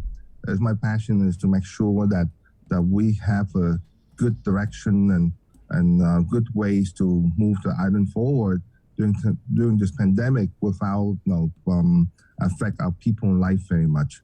And I can tolerate a lot of error and mistake and things, but one thing that I do not tolerate, Chris, I have to stand by my principle is the freedom. That's to me, like I say to on Ray Gibson and Pat, is that freedom is what people die for. And my family is a refugee. I served 24 years in the Air Force, and I firmly believe that everyone have to have the freedom of choice. We can actually make some different way to curb the virus. Okay, I don't think that the division of vax and unvax and restriction that put in place in the EO will curb the surge at this point. I think they get people to be harder, take a harder stand where they are, and it's divide the community so much. So I think that we have to somehow, admit our mistake and go back and try to form a unity between the vax and unvax, because we're going to need every one of them to help curb this surge. So I think that we have to change direction really quick, because 120, 140, it will go higher if we don't, if we don't be careful how we approach in the next week or 2 weeks. So basically, that was the straw that broke the camel's back when you provided the recommendations to the governor, and boom, the press conference happened on Friday, and it was nothing that the PAG recommended. Yeah, Sabrina, it doesn't matter what restrictions out there that the government decide to do, but I think that to mandate private company and restrict the unvaccinated people from their activity, their normal daily life, to me, you really violate the right of the people, and it's not the right way to control the surge, and that's the space we out of. It's a reactive way, and it's you have to plan way ahead of time in the manner that you don't have to react to this to this surge in the last minute. You have to plan ahead of time. Yeah. Is there planning going on up there at Adelup? I think they should have a lot of plan, depending on who's the governor will pay attention to. Again, I'm strongly believe after 18 or so months on this thing is that, it's a health emergency. The physician advisory group the purely their heart is in the right way. They volunteer their time and give up a lot of their time to practice and their family. And I tell you, it's the health emergency. No one knows best than the physician-driven. Big action to help to try to control this virus, and you cannot control or make decisions by not working on the ground. So if you sit in the office and you make decision and without taking recommendation for people that see sick patient every day, we're gonna eventually will recover, but it's gonna take a lot of time, a much longer time, and there's a lot of casualty before this virus is going to decide to go away. And then we have to deal again with the next surge. But I'm sure that COVID-19 will mutate and will give us more headache in the next year or so before we can find a cure for the virus. Doc, you say it's going to get worse. We're at 147 positives last night. Hospitalizations up to 32.7 in the ICU. Public health, from what we hear, Doc, public health overwhelmed with contact tracing, testing. We're seeing it. We just got a message this morning from a guy who showed up early. He said, "Hey, I got to show up early to get tested because everyone's going to get tested." He shows up early. There's already 30 cars in front of him. So there's got to be some kind of pivot with just if we could just kind of address public health, because I know you've had your issues with them. We had a caller yesterday that called up to talk about how she felt she wasn't contacted in a timely manner for contact tracing, and Chima kind of just went off on her. Yeah, that's the key here, is that we have to be telling the truth to the governor. We don't want to say things that she wants to hear. We need to say things that in reality. And, we as the people that work every day and see and hear our patient, they are probably, I'm guessing right now, we are about up to 4 or 5 days behind now in contact tracing and isolation. And that's a huge risk for our community. And the surge is that, when you have a positive and you contact the positive, you just need to have a medical trained registered nurse or physician to contact the positive, because you have to tell them what to do next, right? You have to interview them. You have to see if they have a risk factor or not. They need to see if they have a candidate for the monoclonal antibody treatment to try to keep them away from the hospital. A lot of my patients were saying, hey, they call, say you positive, but that's it. There's what number I call, I don't know. What I do next, I don't know.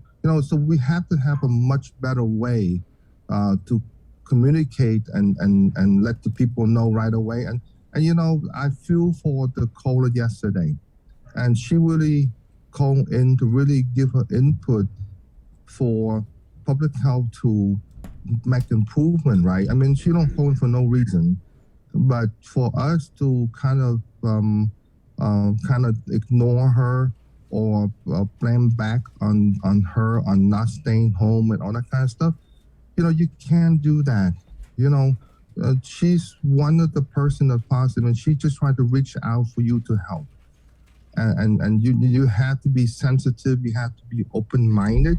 You have to kind of listen to her concern, because she's one of them, and there's many more out there on the same boat. So that's something that is never a shame to admit that you're overwhelmed. It's never a shame to ask for more help, because remember, we are in the same direction. We are trying to get our life back to normal, and we are trying to tell you make some adjustment. So I think that you need to take criticism as constructive rather than shut the door on people on the criticism. And that's the only way that we can improve ourselves, as be a big person and take criticism as I need to do better. I wanted to follow up, Doc, on what you mentioned. You mentioned that we need to tell the governor what's really happening and not what she wants to hear. Well, you did that. Yes. And she didn't take your recommendation. She didn't take the PAG's recommendations. What is going on? What kind of political interference are we looking at in managing a pandemic when lives are on the line? The governor have a lot of decision, and she had a lot of input from other people, and a lot of a lot of different level to give input. But I think the challenge for her is she need to pick the right group to listen to, and that's the thing. And that's the key. And again, I keep saying this is a health emergency, and you have a lot of physicians in this group. And they are the pulse of the community. They know what's going on in the community. You have to listen to the PAG. They are your key number. No, like I say, this surge will eventually get over. It just depends on how long it's going to take and how much casualty you're going to have. But the best way to get there much faster with much less casualty is your physician group. Now, I tell you, those, it's a healthcare emergency. It's a healthcare issue, and the best person to at the helm is the physician as a group. I respect Chima, I respect Art, I respect everyone, but none of them are physicians. And they have to pay attention to. Remember, we don't fight with each other. We are on the same team, and that's the message I want to keep saying every day, is that we need to put the difference aside and fight as one team.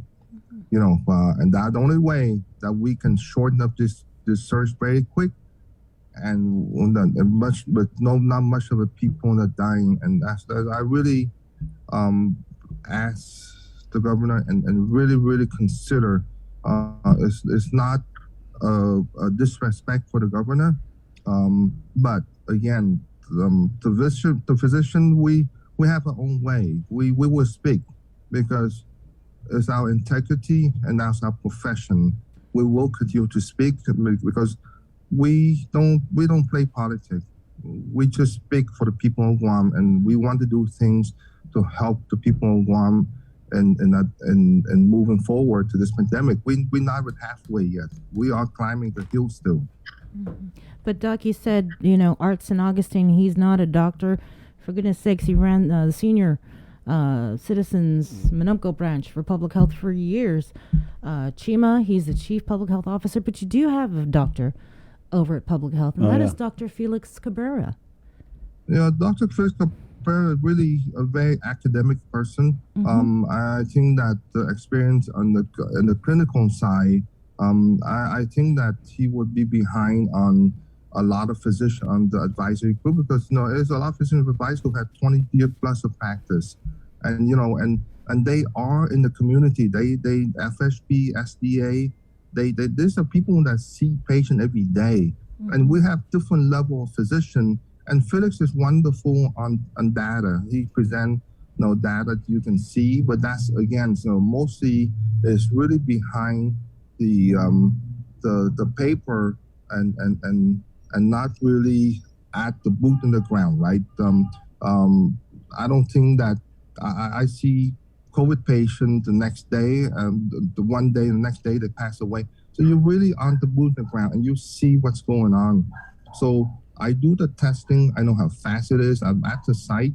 So when you have people, a physician or something that mostly at the admit level, you have to listen to people that are on the ground.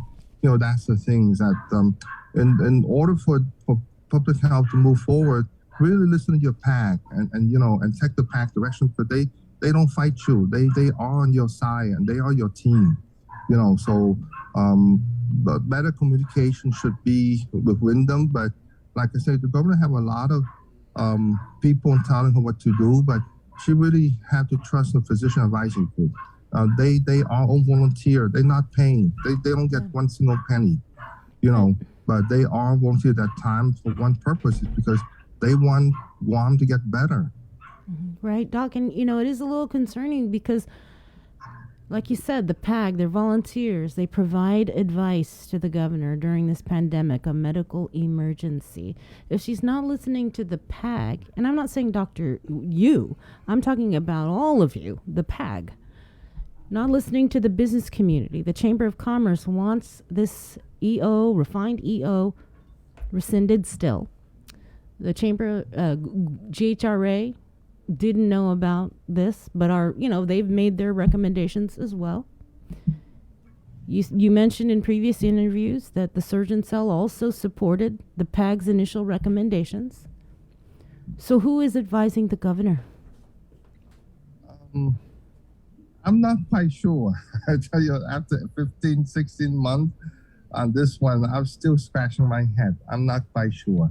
I know she take a lot of decisions. Recommendation for different group, but I'm not quite sure who had the final saying on this thing. I'm not quite sure, but to put things in the past to move forward, I think that the best way is I really recommend the governor to basically really listen to Dr. Mike Cruz. He really know what he's doing, and listen to whoever the next chairperson for the PAC, because they are, like I say, the search will go over.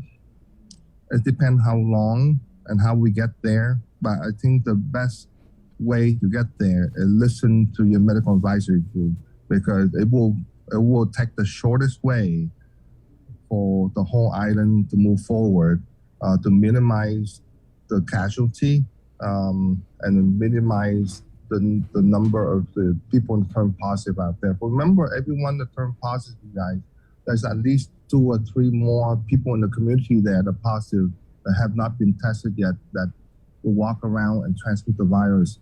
So really, we have to get control really quick before it spin out of control, which is spinning right now. So that's something that we have to be very, very careful. And the other one, and I really need, again, the message had to be across. You got to somehow stop the division of vax and unvax.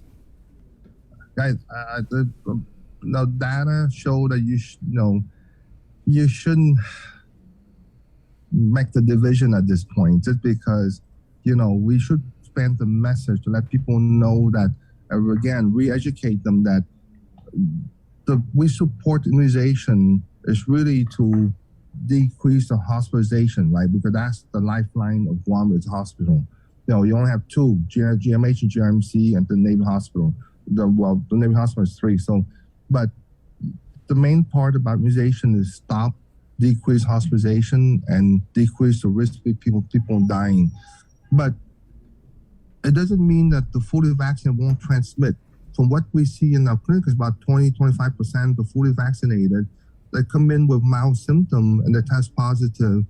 And remember, when they do that, they are fully transmissible the virus to someone else. So we have to make sure that the message come out clearly that we need to protect both the unvaxxed and the vaxxed, because they both can transmit. It's just that the unvaccinated people will have a higher risk of hospitalization and complications. So if we open a restaurant, or we cannot expect the unvaccinated to not be able to do anything, because it's not fair. They are people too. They are people that live on the island, and they need to go wherever they do, but just advise both the vax and unvaxxed to be mindful and be careful, because each one of them will determine how we're going to curve this surge right here.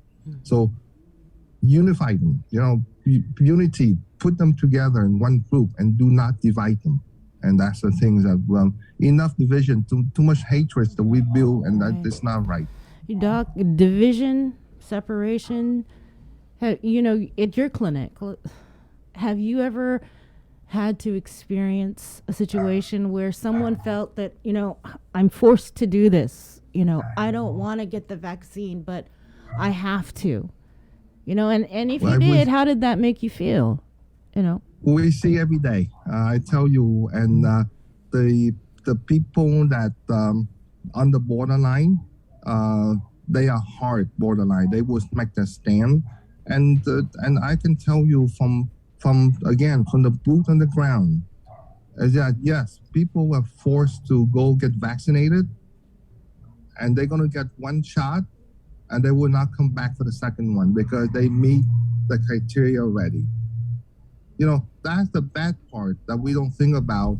When we force people to do things, they're going to say, okay, I'm going to meet the minimum, which is one shot. Now I can do everything I want to do, and I won't get the second one. And that's the story that I hear on my clinic every day. I have a young adult, which is less than 17, I'm 16, 17, but, they have a golf tournament. And they don't want to be vaccinated. But now they come in, they get one shot of J&J, which they really hated, just to be able to play in the sport.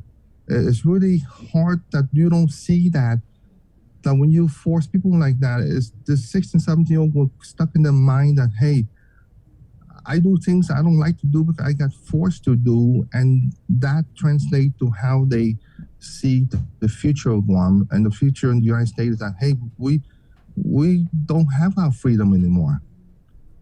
So it's really, it's not the purpose of what we do at this point. Is but we keep dividing people, it's not going to be healthy. And again, what I hear from my patient, they're going to get one shot just to say they got a shot, and they won't come back for a second one.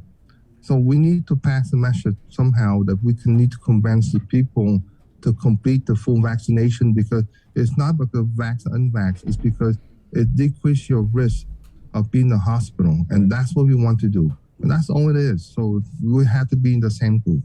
Yeah, Doc, so let me ask you, right, if you as the head of the former head of the Physicians Advisory Group are saying that focusing on the vax and the unvax is not stopping the spread of the virus, then what do we need to do to stop the spread of the virus right now? Because we're in week 4 of this surge. It's crazy. As we suggested before, you got to cut down the number of gathering to 10, 20, 25, but you need to cut it down really quick like today. And we need to be able to provide testing for people as quick as possible and isolate the positive right away. That's, again, a strategic testing plan that I suggest is that don't use the PCR. Every day that I read the newspaper, PCR only at the fairground, it gave me heartburn because people make the decision is not physician. And I tell you, you wait 24, 36 hours before you can notify the positive. They're not staying home. They're going to go out and have breakfast, lunch, and dinner while they're waiting for the result to be called into them. And that's what the caller yesterday was asking. There's you have the ability to do the Abbott testing, not the Binax, not the antigen. The Abbott ID is very sensitive. It's accepted across the world everywhere as a valid test for people to travel. Yeah. United used that from San Francisco to fly to Hawaii. Japan accept that. It's very sensitive, as sensitive as a PCR, and you can find out the positive in 1 to 2 minutes. So 1 to 2 minutes against 24, 36 hours, there's a lot of time to curve this surge because you will let people know right away. And people, this item is very good. Once they know they're positive, they do stay at home. But you wait 24 hours, it's too late already because the transmission have been going on everywhere. So Well- that's what I would do as to curb the surge right now. Those two things, maybe protect the restaurant down to 50% occupancy, but don't separate vax and unvax. And there's no data on that one. Doc, stand by. 50% yeah. I'm sorry, Doc. Stand by real quick. Let's go jump on KUAM TV so we can put your hands and face all over the island.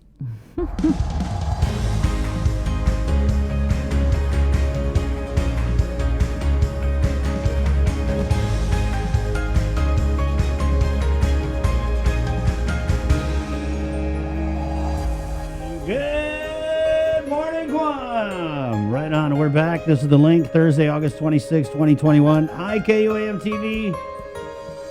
We're on live with the man who had a big part in guiding us through this pandemic. Yeah. But he has since resigned as the chair of the Physicians Advisory Group, Dr. Hoa Nguyen. Yeah, Dr. Ho, thank you so much for your honesty and, talking about what we need to do to contain the spread. Yesterday, 3 weeks ago, today. 4 weeks ago. What the hell? Yeah. But, people are going to miss you. We already miss you. It doesn't mean, though, that you're not still going to be out here on the front lines, right? Helping this fight. Sabrina, I still take up the fight in the private capacity, and but I'm not going anywhere. This is my home, and everything we do is for this island. Like I said, we're going to stand up a lot more immunization clinic for people that want the vaccine, and I will continue to speak out for the people and make sure that they have the right info. And also, I'm going to try my best if GDOE would ask for or would like for my help, is go in there and then basically standardize the protocol for them to make sure that they know what to do when they have a positive, how long the quarantine, how long the test. They need to have some type of flow chart to standardize to give into each school so they all are working at the same, so they just pull out the sheet and follow that. So right now, is I think everyone on their own, and it's really confused for the parents. And it's not GDOE fault, it's a communication with multiple agency, and the parents, the student are at loss right there, and it build a lot of confusion for them. But I think we need to really take in there. They need to have a physician that kind of advise them. I think that, to me, I would be glad to help John and to do that. But I think that the kids need to be in school. I think they lost 1 year already. They don't learn much online. So I think that they had to be in school, and we need to make sure that the school environment, which they are safe for them, which the DOD did a lot of things to make sure that the students are safe. So that's one of my goals. Now I have a lot of free time. I will pick up a new chapter and move forward in the different capacities. I'm not going anywhere. Right on, Doc. Well, we did get a comment here. Please continue to come on the link for updates. So if you are cool, we'll have you. I don't know. We never got Mike Cruz. Did we ever get Dr. Mike?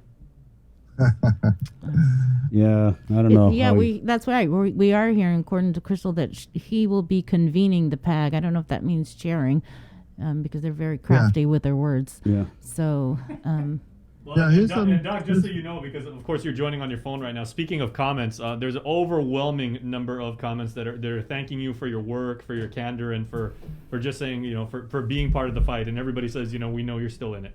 So the community is very appreciative of your work. Yeah, I'm still here. I think majority of people know, and take a lot of time, like I say, about 20, 30 hours a week just to be a chair. So I think that physicians out there, they volunteer their time, but very hard to have someone commit that time away from their practice and their family to do that. But we all, the physician advisory group, we all love this island, and I will continue to give them input because I know all of them, and they really are very good colleagues, and they all have the same goals I am. So we continue to communicate with them and try to suggest things to the governor to make sure that we make this this fight as short as possible. Well, thank Okay. you. Thank you thank so you for your much, service. Dr. Hoa. Okay, guys. All right. Take care and Take be care. safe. Talk to you guys later. Don't be a Bye. stranger. Hey, remember, we still got to go fishing. Okay. You're not getting I off take the you out hook with that any one, Doc. Sunday. Okay. No I can pun fish intended. now. Okay, good. There you go. Okay. Well, good morning. Too much politics. Not listening to the advice of the medical professionals. Too little, too late. Should have done something weeks back. Governor needs to hear the reality, not what she wants to hear. Those are some of the takeaways from that interview. We did have some comments on here. Thank you, Dr. Wen. I respect and agree with your expert opinion. I've listened to Dr. Cabrera when he appears on the show, and I agree he may academically be sound but lacking the clinical experience. As they say, he's still wet behind the ears. His opinions and advice resoundingly political to please the governor and not the people of Guam. Ouch. He likes to hear himself speak and comes across as arrogant just because he has a title. Pat Saho, we appreciate all you do for us, Doc. Rosemarie Seguenza, Sendonkuluna Sidus Maasi, everyone, you're all very much appreciated. We're all one. Much love. Never writes in a doctor for the people. Clarissa Torres, God bless. Olympia, thank you, Doc. Yeah, there's just an overwhelming amount of comments. I think Mary Rhodes had commented in here as well. Yeah, I mean, he's been with us a lot of times when Adelup wouldn't be with us. And Refused. And so he's been a source of information, very valuable. When I first heard he was in charge of the PAG over a year ago, right? Yeah. I felt so good about it because in my experiences with Dr. Wen, when he was leading the Guam Medical Association medical mission to the Philippines after they had the big super typhoon years ago, he was the main guy at the top leading the logistics. He was first on the ground before, you know, the GMA team got there and the media that went along, and very professional. He had everything planned down to a T. And even, you know, Dr. Cabrera was actually part of that medical mission. Yeah. And it was amazing to see him leading this whole thing. Dr. Shea was part of it.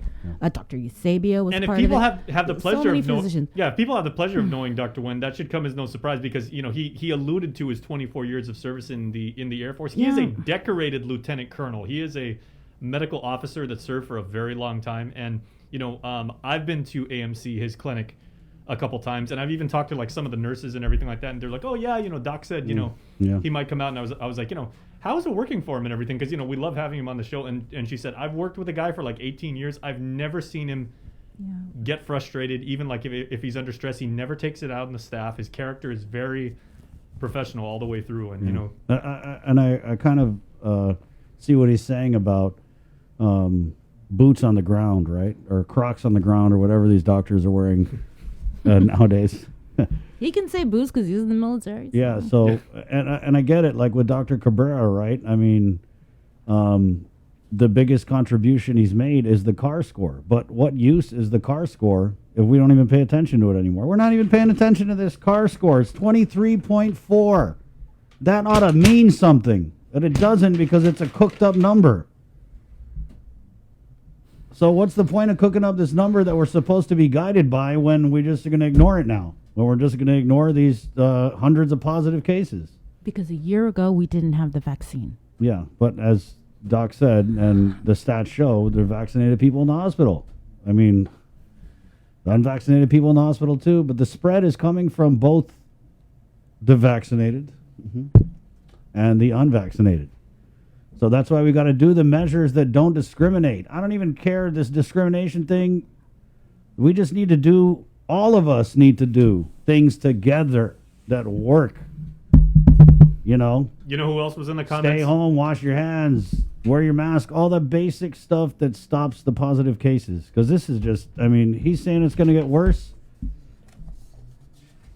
Also in the comments, giving his due praise to Dr. Nguyen was Adonis Mendiola, who organized that protest last week, calling for, can we not have this division, and calling for, for Yeah, choice. that was dumb though, because he compared it to the Jews, which was absolutely ridiculous.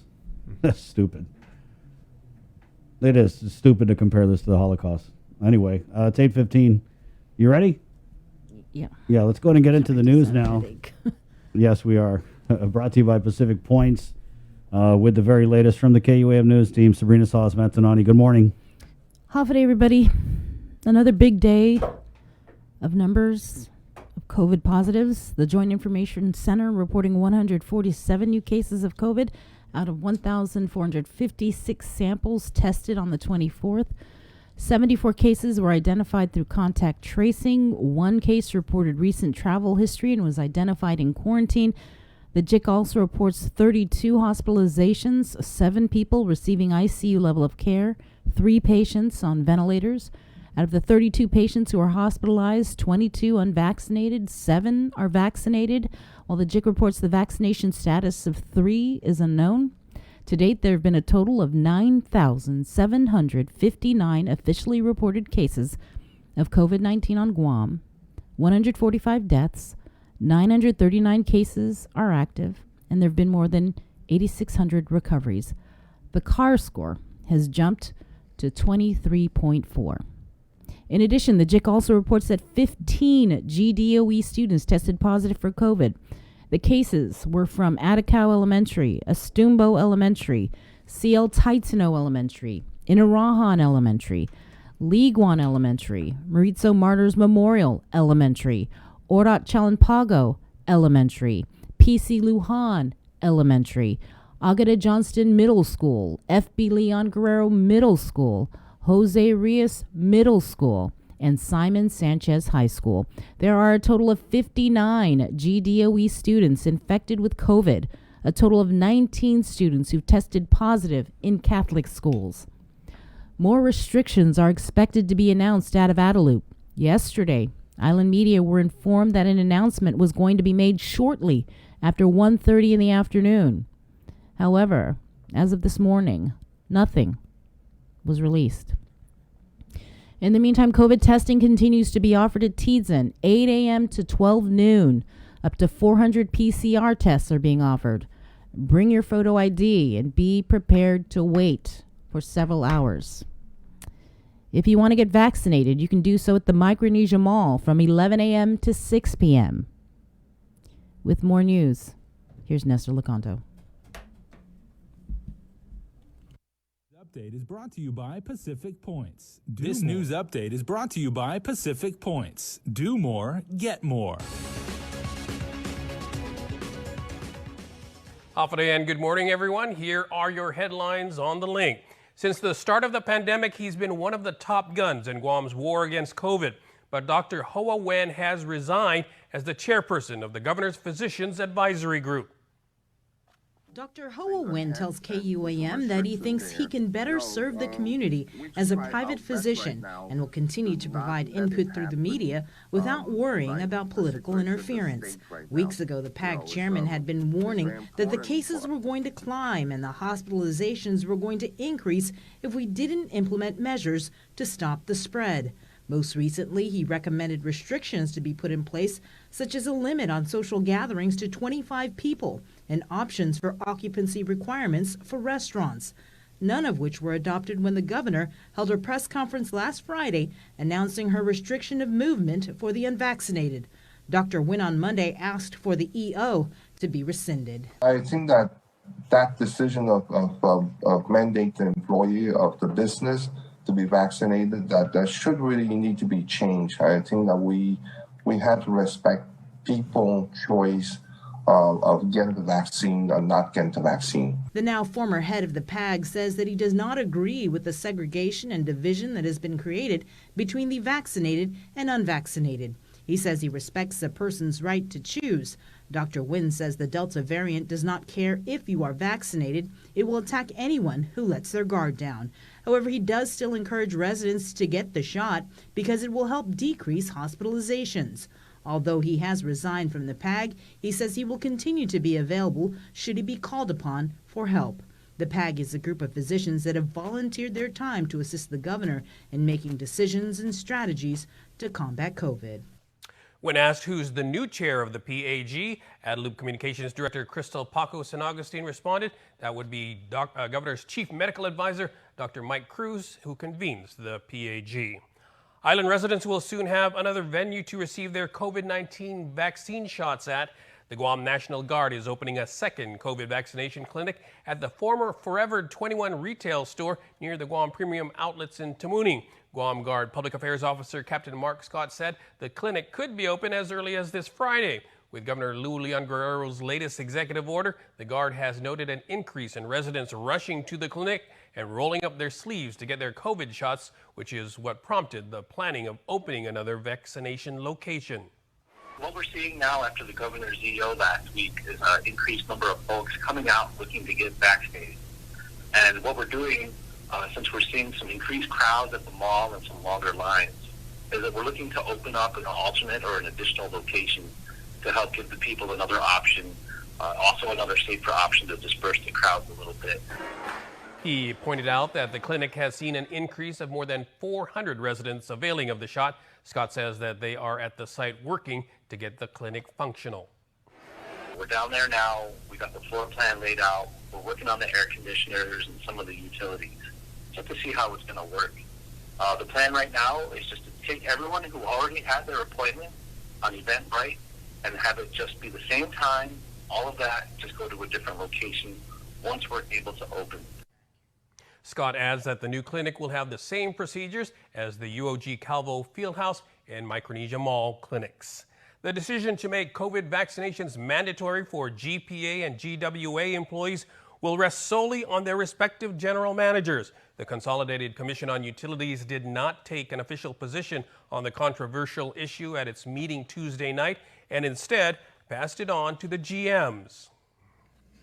The commissioners agreed on one thing about mandatory vaccination. It was a hard decision to make. They were split over the question of what should prevail, individual rights versus the public good. There's two sayings I always think about when we talk about freedom, and freedom's a wonderful word, but as we all know, freedom's also not free, right? And it's not unlimited.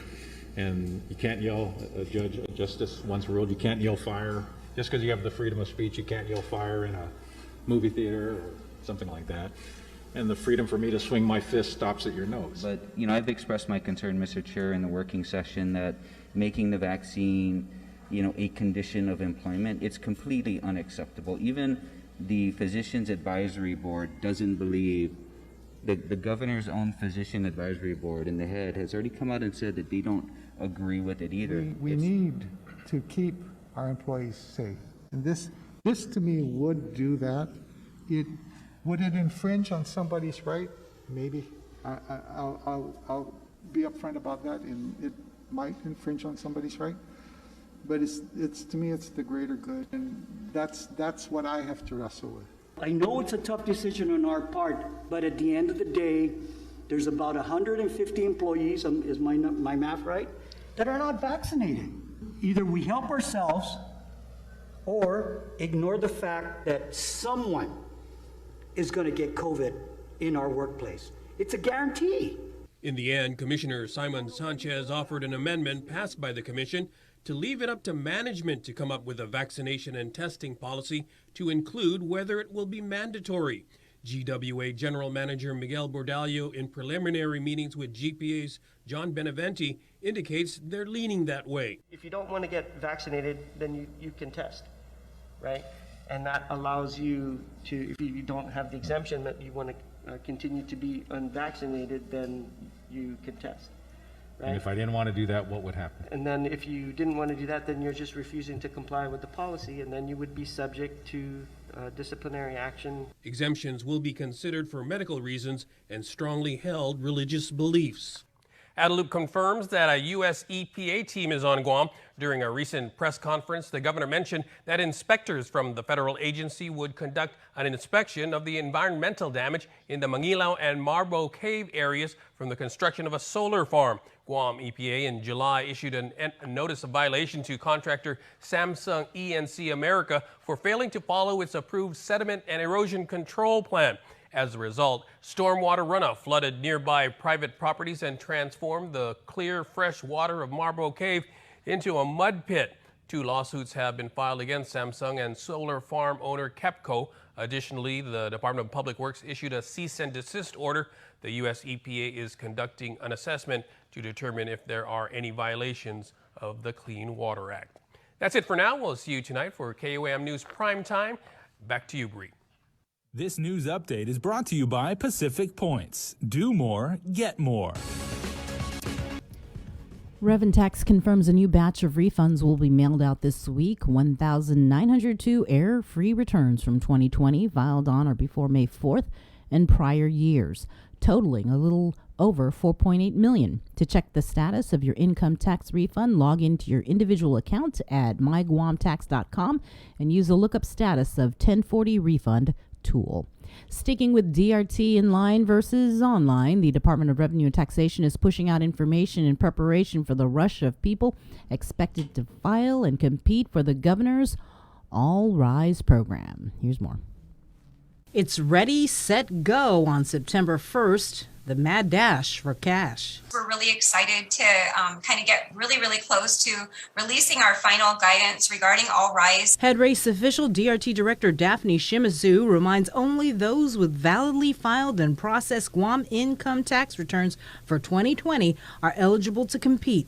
Single filers must not have made more than $40,000 and joint filers $80,000. They must certify that their household experienced a negative economic impact from COVID-19. Also, they must have been residents of Guam in 2020. Although there is one race, there's 2 different categories competing, online and inline. It so that when we open up our application online on September 1, you won't have to go through the process of registering or have to worry about perhaps not being able to access the system. For inline filers, you can go to the various distribution sites such as your village mayor's office, dedicated public libraries, and DISID to pick up an application when they're ready. We will be providing to our distribution sites the forms, instructions, FAQ, and guidelines ahead of time. We're targeting no later than Monday to get those out there. We're hopeful that we'll get them even before then, so that way the members of our community will be able to have that information available and that they can prepare prior to September 1. Go time on race day is 7 a.m. The system will go live and competitors will immediately be able to file online and inline. DRT will have a drive-through service and walk-in service at the income tax branch. It's 5 applications per vehicle. There will also be an option to collect your $800 or $1,600 winnings either by direct deposit or check. Keep in mind this is a first in, first out program with a $30 million cap in payouts. Our team actually is going to be doing our best to tally as quickly as possible every day exactly where we are. It's going to be, and how it will work is once we hit the 30 million cap, we're going to cease receiving applications. So we're going to turn off the ability to submit applications both online, and also we're going to stop receiving them in person. For more information on the All Rise applications, DRT has extended their call center hours from 7 a.m. to 6 p.m. up until September 10th. The numbers to call are 635-1840, 1841, 7614, 7651, or 1813. You can also email pinadmin@revtax.guam.gov. The Department of Revenue and Taxation is highly advising everyone to file their application online, and you can also read the guidelines now on our website. The Biden administration says it is confident that the withdrawal from Afghanistan can be completed before the August 31st deadline, but others aren't so sure and are criticizing the president for not extending the timeline in order to make sure no one is left behind. Skylar Henry reports. The military says it's doing everything it can to make sure every American and Afghan ally gets out of the country before the August 31st deadline. 90 flights total yesterday that left the Kabul airport. That is accounted for 19,000 evacuees now safely out of Afghanistan. President Biden announced Tuesday that he will not be extending the deadline, but says he has asked the Pentagon and State Department for contingency plans if the withdrawal is not yet complete. The completion by August 31st depends upon the Taliban continuing to cooperate and allow access to the airport for those who were transporting out. The president says staying beyond the deadline would be dangerous for U.S. troops. Every day we're on the ground is another day we know that ISIS-K is seeking to target the airport and attack both U.S. and allied forces and innocent civilians. Lawmakers on both sides of the aisle are criticizing the administration's handling of the withdrawal and questioning whether the U.S. can complete the operation of getting people out before the deadline. And if we can't get them out, then what? What will happen to them? Two congressmen, Democrat Seth Moulton and Republican Peter Meyer, made an unauthorized trip to Kabul Tuesday to see the situation for themselves. Really? We're trying to get people out? In a statement, they said because we started the evacuation so late that no matter what we do, we won't be able to get everyone out on time. They're both veterans. They're both frustrated. They have an administration that won't tell them the answers to how many Americans are left, or those Afghans that actually probably worked with them and helped them. The White House pushed back, saying, "We advise against any Americans, whether elected or not, attempting to travel to Kabul right now." Skylar Henry, CBS News, the White House. With your news in Chamorro, here's Ken Conception. Waras na updates to get some to be finut sa morgan ni KUAM News. Presenta ni Familian Mizo gi First Hawaiian Bank. Pero mababa ni Guam National Guard minados na clinic para binakunang COVID gazi hagas Forever 21 na tenda gi sa tamuning gi Guam Premier Outlets. A public affairs officer para guard si Captain Mark Scott lengan na clinic sa sinya mababa paugandia business. Ileg niya na inadinig sa kitibo ni gobyerno, maliisan may gana residente siya, man mafatugati gi clinic pero fan mabakuna no iamot COVID, zapodad so mababa otro na sangan binakuna.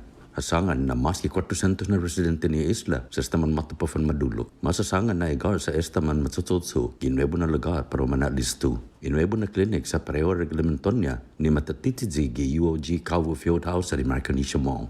Masasunto, makonfirma ni Adelob na gagi gwini tauto US EPA pero mambestiga dito nilang environmental gi Marble Cave. Ma-issue ni Guam EPA at di notice of violation para Samsung ENC na kompanya. Kontratista ni solar farm kita Mangilaw. Manay citation ni kompanya sa timatatidya reglamento ni maapreba ni planon sediment and erosion control. Sa putimoos giyazo na plano, imimilag na hanum giniuriza siya na propiedad sa kahulo za na asenfatsi fresco na hanum gi Marble Cave. Dos na lawsuit sa stamafao kontra Samsung za ni dueño ni solar farm, KEPCO. Mas talo Public Works sa mahisyo iordin na permana para itatso niya. US EPA sa may misitiga mas kogwakin ng talisa ni Clean Water Act. Otro artikulo, mafatsutsu plano para ma-establisa Guam Airport para spaceport. Pero manasadbi ng kompanya siya tagwi Virgin Orbit no itong Richard Branson. Segundo magat si airport si Ricky Hernandez a report na gayed na plano gi pre-application na estaw. Pero ang gaylasin siya para spaceport sa San Maput sa nisita no submiti facility, safety and environmental mitigation na plano siya. Kailangan na sa pud-ay mano na gayigwahan ni na San Malik para matiro rocket siya gininesti. Yuto mo na sunto para pago na webes gini KUAM News kifinut sa moro. Makonfirma ni Revenue and Taxation ang may busiyan na salapi refund sa para maapasi hudzong pago na semana. 1902 na return ni Mantali na si para 2020 na sakan ni mafayo antes di dia 4 de mayo 2021 na sakan sa baling 4.8 milyon pesos por todo. Pero ang check is on mizo tax refund halang gi zoma account gi www.myguamtax.com dyan na sabiya di lookup status of 1040 refund na batunes. By Guam News Network, Gorsikin Conception. Yasuto ifinut sa moro sa presenta za ni nafatto ni Familian Mizo gi First Hawaiian Bank. Say hello to the First Hawaiian Bank mobile app. Want a better look at your spending? With Money Map, you can automatically create budgets and manage where your money is going. Know when you have a green light or when it's time to slow down. Maybe cook more meals at home this week. Set your goals, track your progress, and find your way to exactly where you want to be. With Money Map from the First Hawaiian Bank mobile app. It all starts with yes. GU Self-Storage, conveniently located near the Harmon McDonald's, offers fully covered loading and unloading area with individual pin-coded gate and door access. Call us today at 648-7867 for more information. Do you feel like you're missing out on something? Make life more rewarding with Pacific Points. Earn and redeem points for bill rebates and free load at IT&E, discounts on fuel at Shell, vouchers at Foodies, and United Mileage Plus miles. You can even pay with Pacific Points at IT&E, Shell, and Foodies. Pacific Points. Do more, get more. Get the job done the right way by getting the right stuff at East West Rental Center. With years of experience helping builders, we definitely got what you need. Call 646-1463 or visit us in Upper Tumon. Open Monday to Saturday from 7 a.m. to 5 p.m. and on Sundays from 8 a.m. to 5 p.m. The relationship between Guam and Manila, Philippines is undeniable as we share similar cultural traditions, history, and heritage. With generations of Filipinos calling Guam home, KUAM presents a monthly look at the capital city featuring in-depth and engaging interviews on everything from medical tourism to new business and government leaders. Veteran newscaster Nestor Lecanto delivers Beyond Our Borders. This special program is brought to you by KFC and the Medical City, where patients are partners. KUAM's multi-platform morning show, The Link, just got a little more delicious with Feed Me Fridays. Chris, Sabrina, Jason, and the rest of the morning crew will take some time off each Friday to talk, taste, and tempt you with all the latest and greatest food and drinks on Guam. Old faves, new hits, and everything else we can put in our bellies. It's Feed Me Fridays on The Link, brought to you by King's Restaurants, Ruby Tuesday Guam, and Devondale. The Culture Club returns to KUAM Digital and KUAM News Weekend Edition, highlighting Guam's young artists, activists, and crafters as they work to protect, preserve, and promote our Chamorro culture. Watch this weekly feature on the digital platforms of KUAM News Weekend Edition, brought to you by Hanum.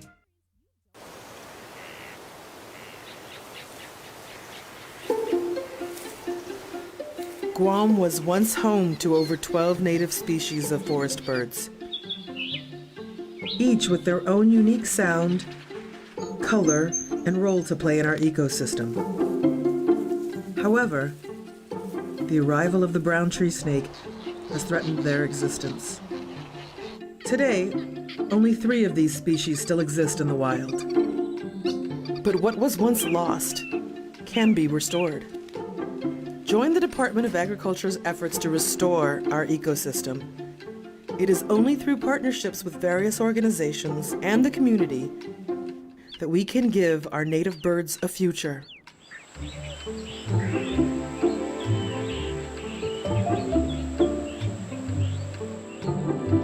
Support snake suppression.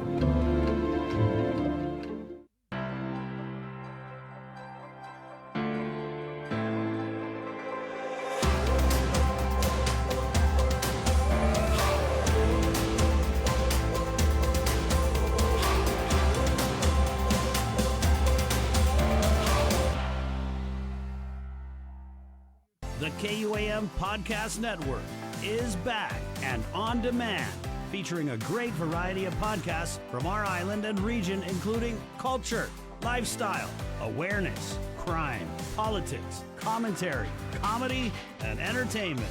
Available on most streaming platforms. The KUAM Podcast Network. Subscribe and listen now.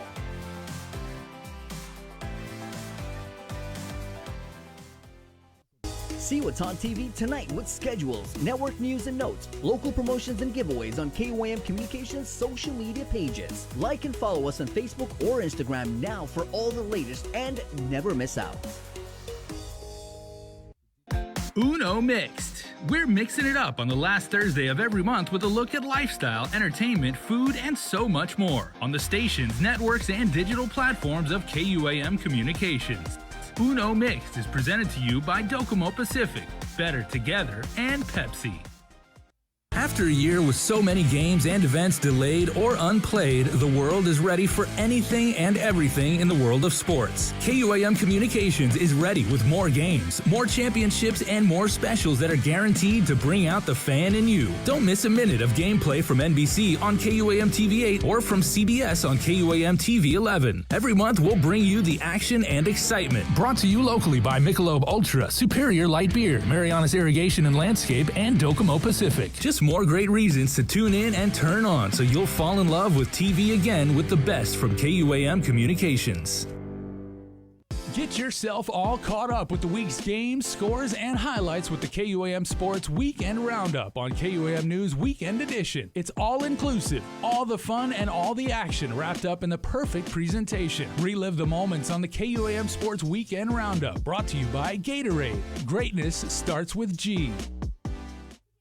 The world of television is more exciting than ever. Don't miss a minute of special presentations from NBC on KUAM TV 8 or from CBS on KUAM TV 11. Every month, we'll bring you the fun and excitement of award shows and red carpet moments, special series presentation, and other great network programs. Brought to you locally by King's Restaurant, Ruby Tuesday Guam, Bud Light Seltzer, and Docomo Pacific, giving you more reasons to tune in and turn on. Fall in love with TV again with the best from KUAM Communications.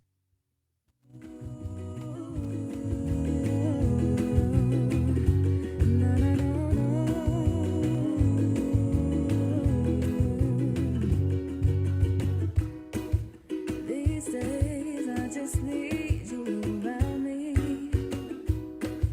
These days I just need your touch. Come on, just we've had some before, yeah. But baby, I would rather forget it all. Just to feel you next to me. I'd have all and more. All right, welcome back to The Link, everybody. Joining us now in the KUAM News Zoom room, a good friend of the program, someone that I have personally not seen in a while. Richard Hart has forgotten more about the restaurant industry than most of us will ever remember. And I'm sure, Rich, first of all, good to see you, man. Longtime friend and everything. I'm sure you would like to forget a lot of what we've gone through in the last 18 months. But, you know, as they say in business and in life, you know, knowledge is power. And, you know, so first of all, how have you been? Everybody that knows you knows how many, you've opened, what, 50-some restaurants over the years here on Guam? Yeah, it's been a lot. I mean, I've been, you know, I went to college for, you know, I went to culinary school. So the restaurant business is my chosen profession.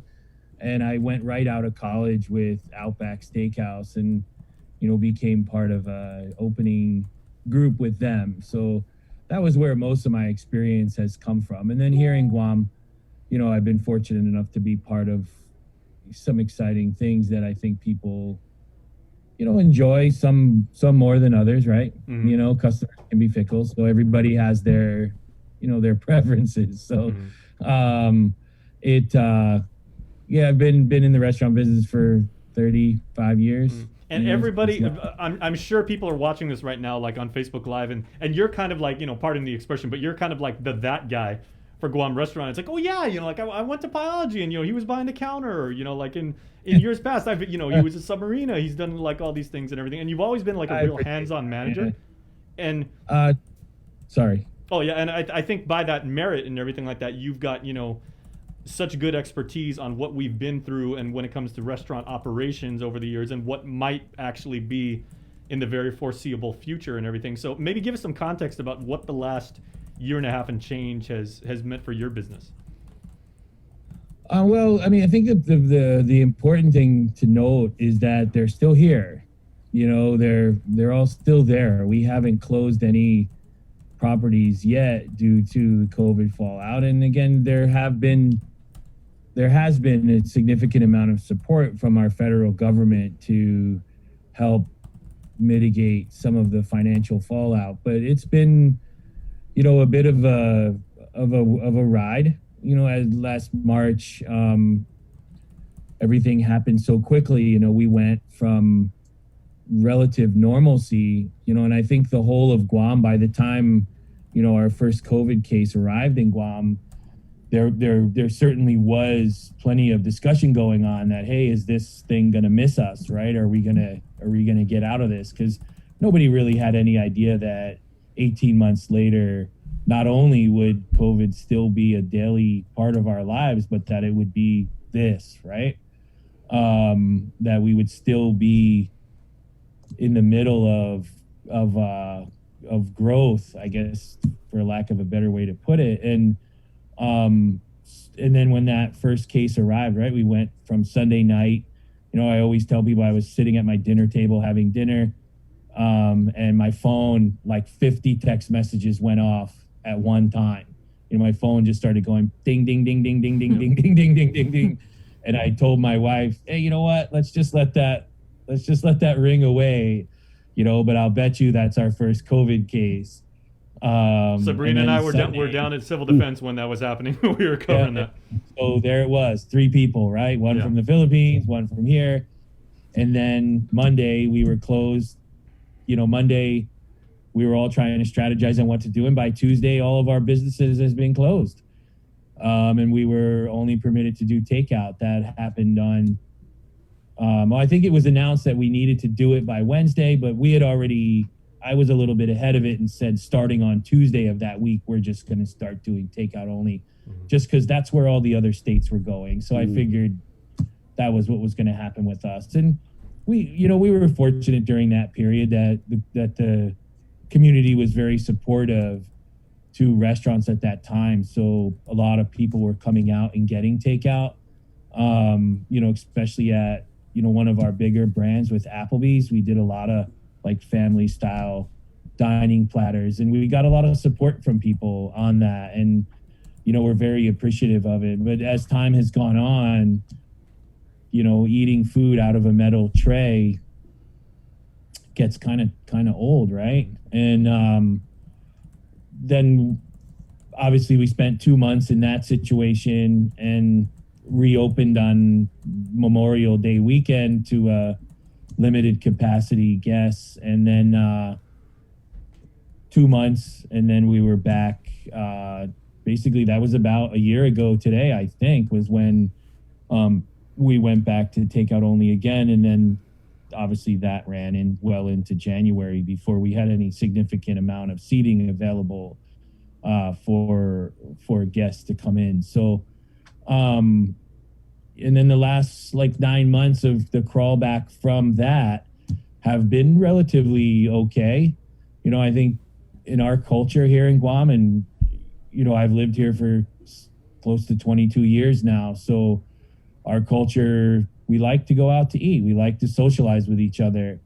And the way our socioeconomic data adds up, sometimes it's cheaper to go out to eat than it is to go shopping and make dinner, and then, we've got Sabrina here, who's a working mom. Sometimes you just don't want to have to cook at night, or working dads, like whoever does the cooking, it's sometimes you just don't want to. Sometimes it's, we're celebrating a special occasion.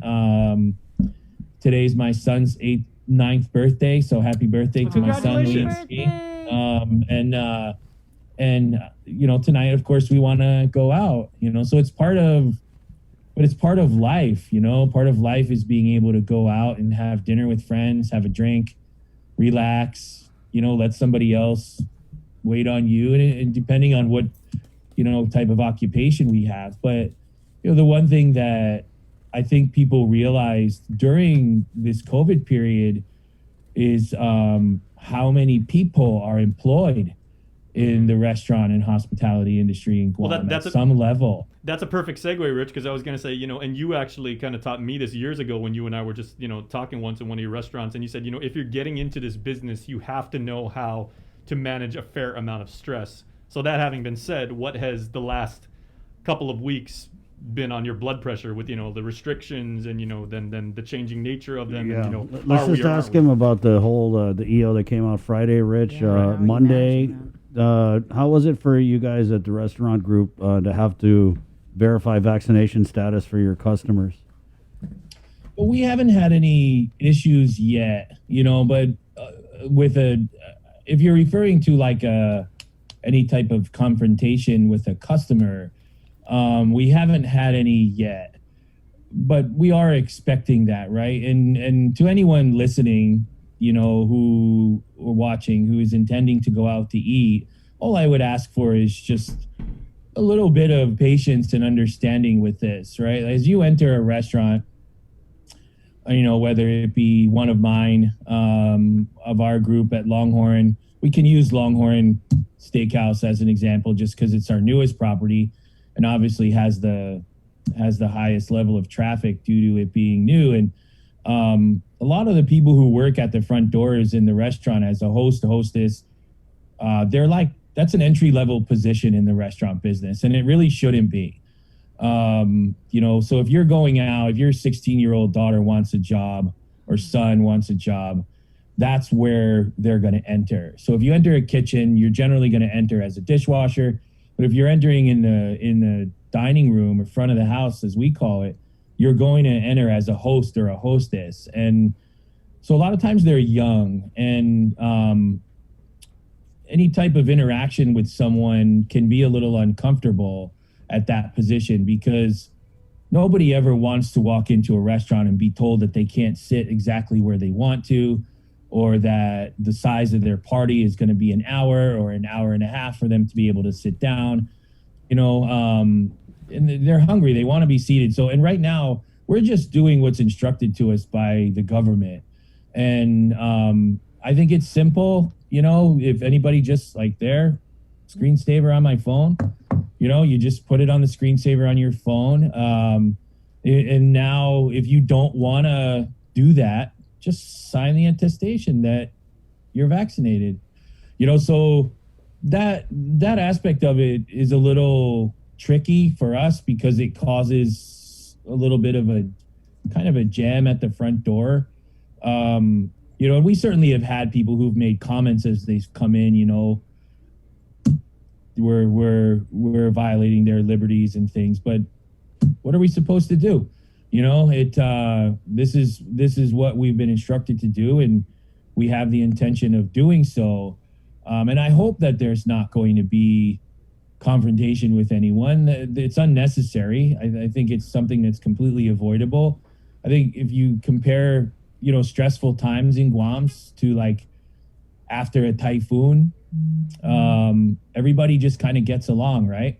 After a typhoon, everybody just shares we all are sharing in the same thing. And I think in a situation like this, we're all in the same boat.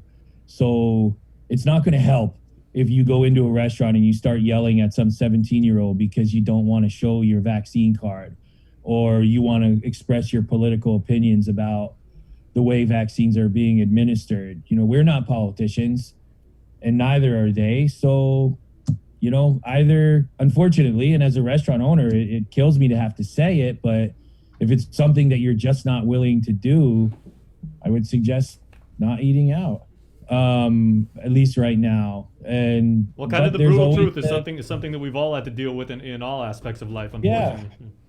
Yeah. Well, I mean, Rich, we'll give you like the parting shot, because we got to run. We got the hospital administrator coming in, talking about what's going on up there. But again, any words of wisdom you would like to give to not only your own employees and your own diners, but, you know, people across the food industry and hospitality industries about, you know, just weathering this latest storm?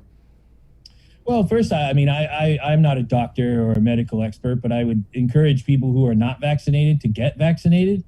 You know, so I think it's the only way for us to get out of this. And secondly, the restaurant industry needs people's support. You know, we need you to come out to eat. We need you to get takeout food. We employ a lot of people directly and indirectly. So not only do my company employs 277 people as of this morning. Not only that's direct employment with people who work specifically for any one of our operations, but the companies that deliver us food, that deliver us beverages, that deliver us gas, that pick up the trash, that clean the parking lots, that, you know, I mean, there's so many different, our pest control services, our maintenance services. There's so many people that are indirectly employed by the restaurant and hospitality industry. And we need your support, because make no mistake, the restaurant industry in Guam is in absolute peril, whether that's through the spread of a virus, whether that's through a sharp rise in the cost of the food that we sell, whether it's through a raise in minimum wage that's coming in 5 days. There are so many things that are working against us right now, you know, and we need the support of the community to stay alive. And, you know, as a community, if you're, you know, how many times have you reached out to a restaurant for support during a fundraiser, for a school event, for an after-school program, for a party? How many times have you celebrated a birthday party or a family event? I mean, I've been ringing the fire alarm bell for a while that the restaurant business was in grave peril. And as we continue to go through more and more of these situations, it only increases the likelihood that, bad things are going to happen if we can't come together as a community to slow down the spread of COVID, to get the rest of our community vaccinated and to support our local businesses. And despite what people may feel, all the businesses that my company owns and operates are local. We franchise them from brands that are located in the United States, but they are locally owned and operated. They are employing local people. We are paying local taxes. We are buying local food. So our comparison between something like Longhorn Steakhouse and say what any mom and pop Korean, Chinese, or local restaurant that you can find in your neighborhood, it's the same thing. And I know there's a lot of misconception out there. We are not owned by a $1 billion conglomerate from the States. We are locally owned here in Guam. And we need the support just as much as any other business in Guam. So we would hope that people will continue to come out to eat. My company requires vaccinations by September 1st for all staff members. We will be fully vaccinated. We wear masks. We follow every single protocol that there is. So we encourage you, just like Dr. Nguyen said, restaurants are safe places right now. So please continue to come out to eat, either whether it be through dining in or getting takeout. We need the support of the community right now. All right, Rich. Well, thank you so much. It's Richard Hart, everybody, someone who is an experienced restaurateur and someone who has always staked his claim on the fact that you were very well nourished. Also giving us some food for thought this morning here on the link. So, Rich, thanks a lot, man. Thanks, Rich. Thanks, Jason. Thank you, Sabrina. And stay safe. Thanks. Do you want to stay in the Zoom room right now? We got. No, we're going to take a break. Okay, we're going to we're going to take a break. We got Lillian Posadas, Guam Memorial Hospital Administrator, and Dr. Ann Pabutsky of Department of Public Health and Social Services. Coming up here on the link, it's brought to you by Pacific Points, Cabo Enterprises, IT&E, and Jack in the Box. It is Thursday, August 26th. Good morning. Learn more about our region on the Looking for one. TV schedules, upcoming sports, or special presentations, or what you may have missed over the busy week you had? Well, look no further than KOAM Digital Digest. This weekly emailed newsletter puts all kinds of information in the hands of subscribers each and every week. Just subscribe and we will make sure you keep up with your favorites and stay informed and entertained throughout it all. Go to KOAM.com, click on the newsletter tab, give us your email address, and you are all set. Brought to you in digital partnership with King's Restaurant and Ruby Tuesday Guam. It's the KOAM Digital Digest, your weekly guide to the latest information and best entertainment on the stations and platforms of KUAM. Say hello to the First Hawaiian Bank mobile app, where you get smart insights into your finances so you can make smart decisions with your money. With a daily personalized feed, you can compare your monthly income to spending. That's better. Discover where your money is actually going. You might be surprised. See what's essential and what isn't. The more you use the app, the smarter it gets. With insights from the First Hawaiian Bank mobile app, it all starts with yes. Get the job done the right way by getting the right stuff at East West Rental Center. With years of experience helping builders, we definitely got what you need. Call 646-1463 or visit us in Upper Tumon. Open Monday to Saturday from 7 a.m. to 5 p.m. and on Sundays from 8 a.m. to 5 p.m. The relationship between Guam and Manila, Philippines is undeniable as we share similar cultural traditions, history, and heritage. With generations of Filipinos calling Guam home, KUAM presents a monthly look at the capital city featuring in-depth and engaging interviews on everything from medical tourism to new business and government leaders. Veteran newscaster Nestor Lecanto delivers Beyond Our Borders. This special program is brought to you by KFC and the Medical City, where patients are partners. GU Self-Storage, conveniently located near the Harmon McDonald's, offers fully covered loading and unloading area with individual pin-coded gate and door access. Call us today at 648-7867 for more information.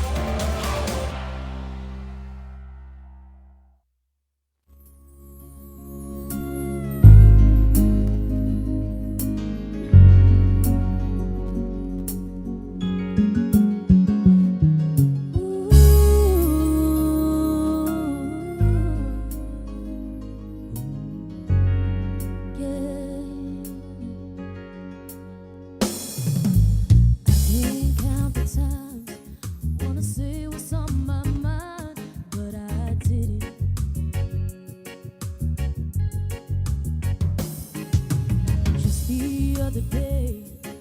Wrote down all the things I said, but I can't.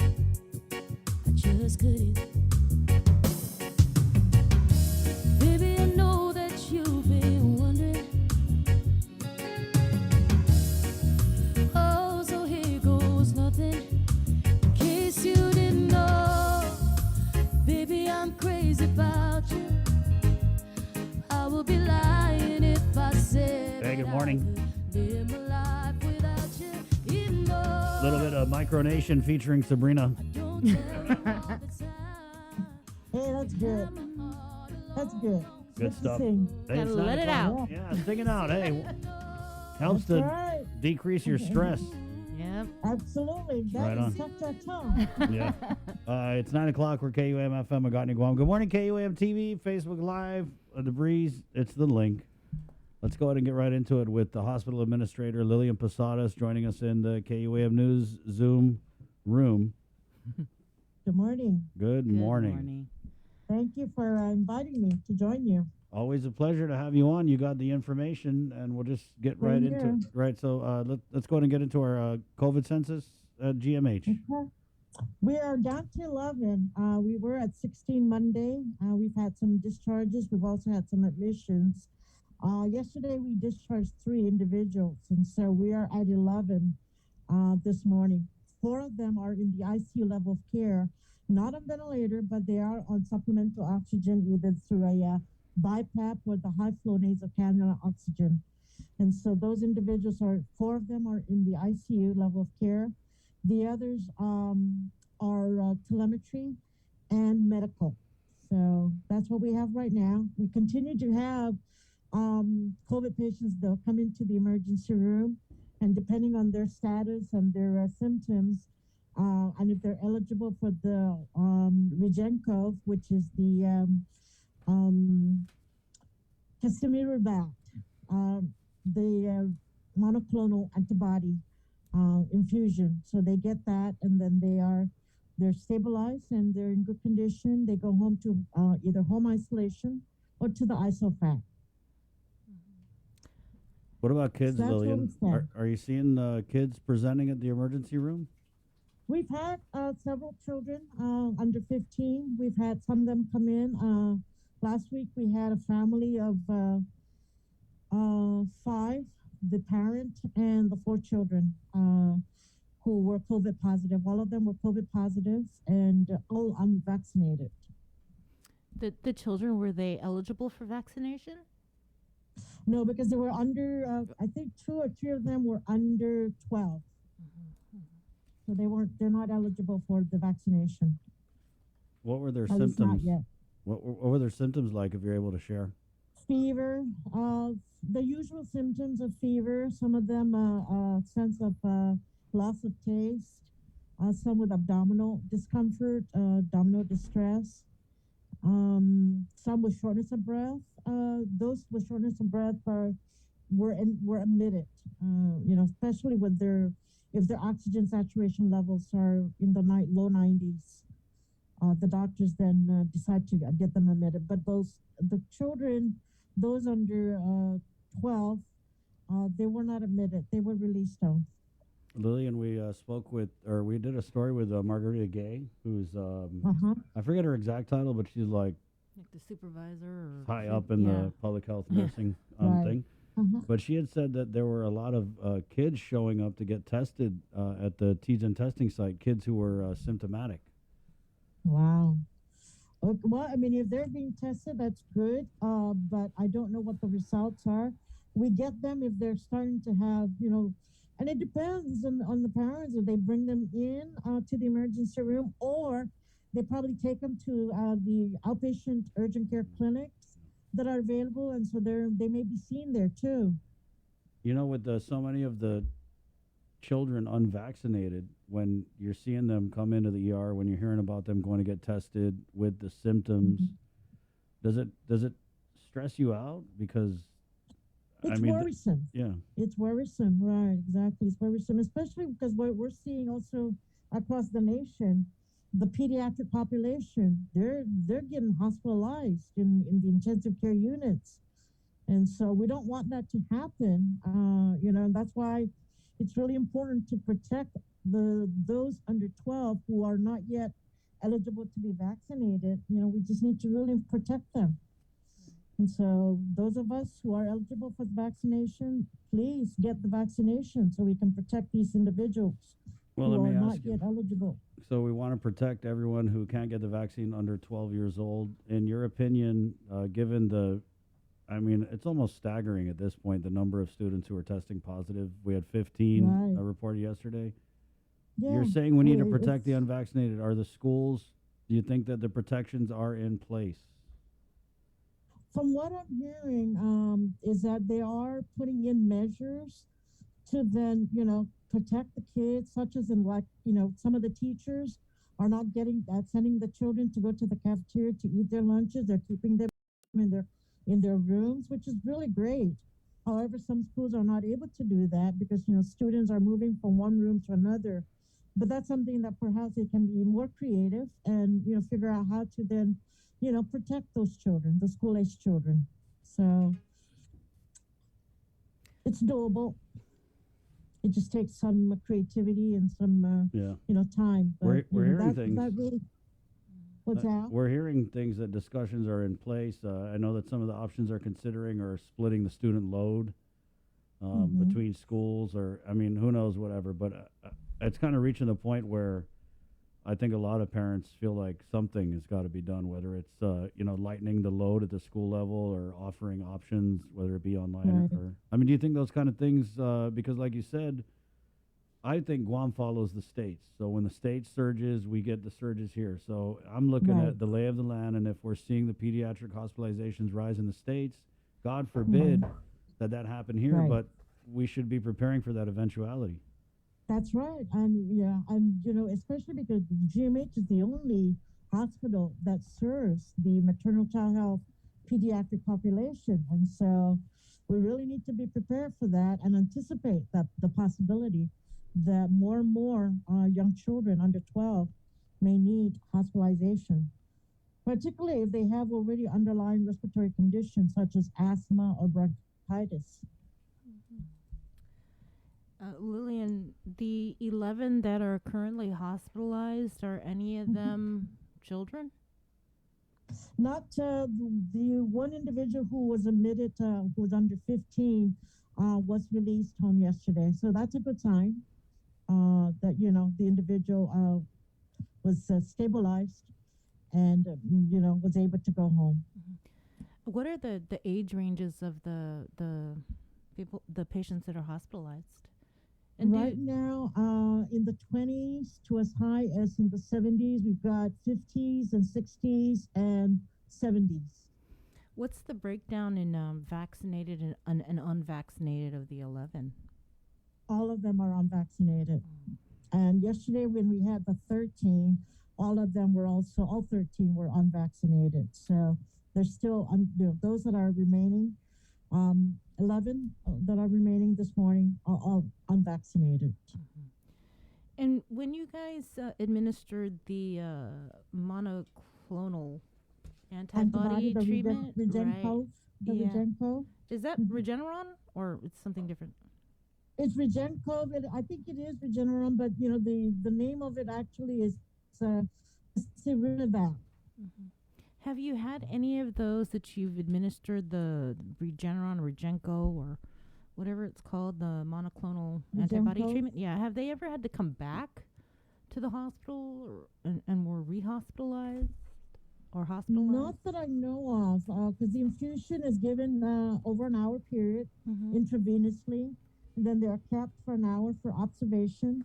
And I haven't heard any reports that they have come back after receiving that. But again, I'll have to verify with the clinicians and with our with Dr. Agrin, who really is our COVID critical care doctor. And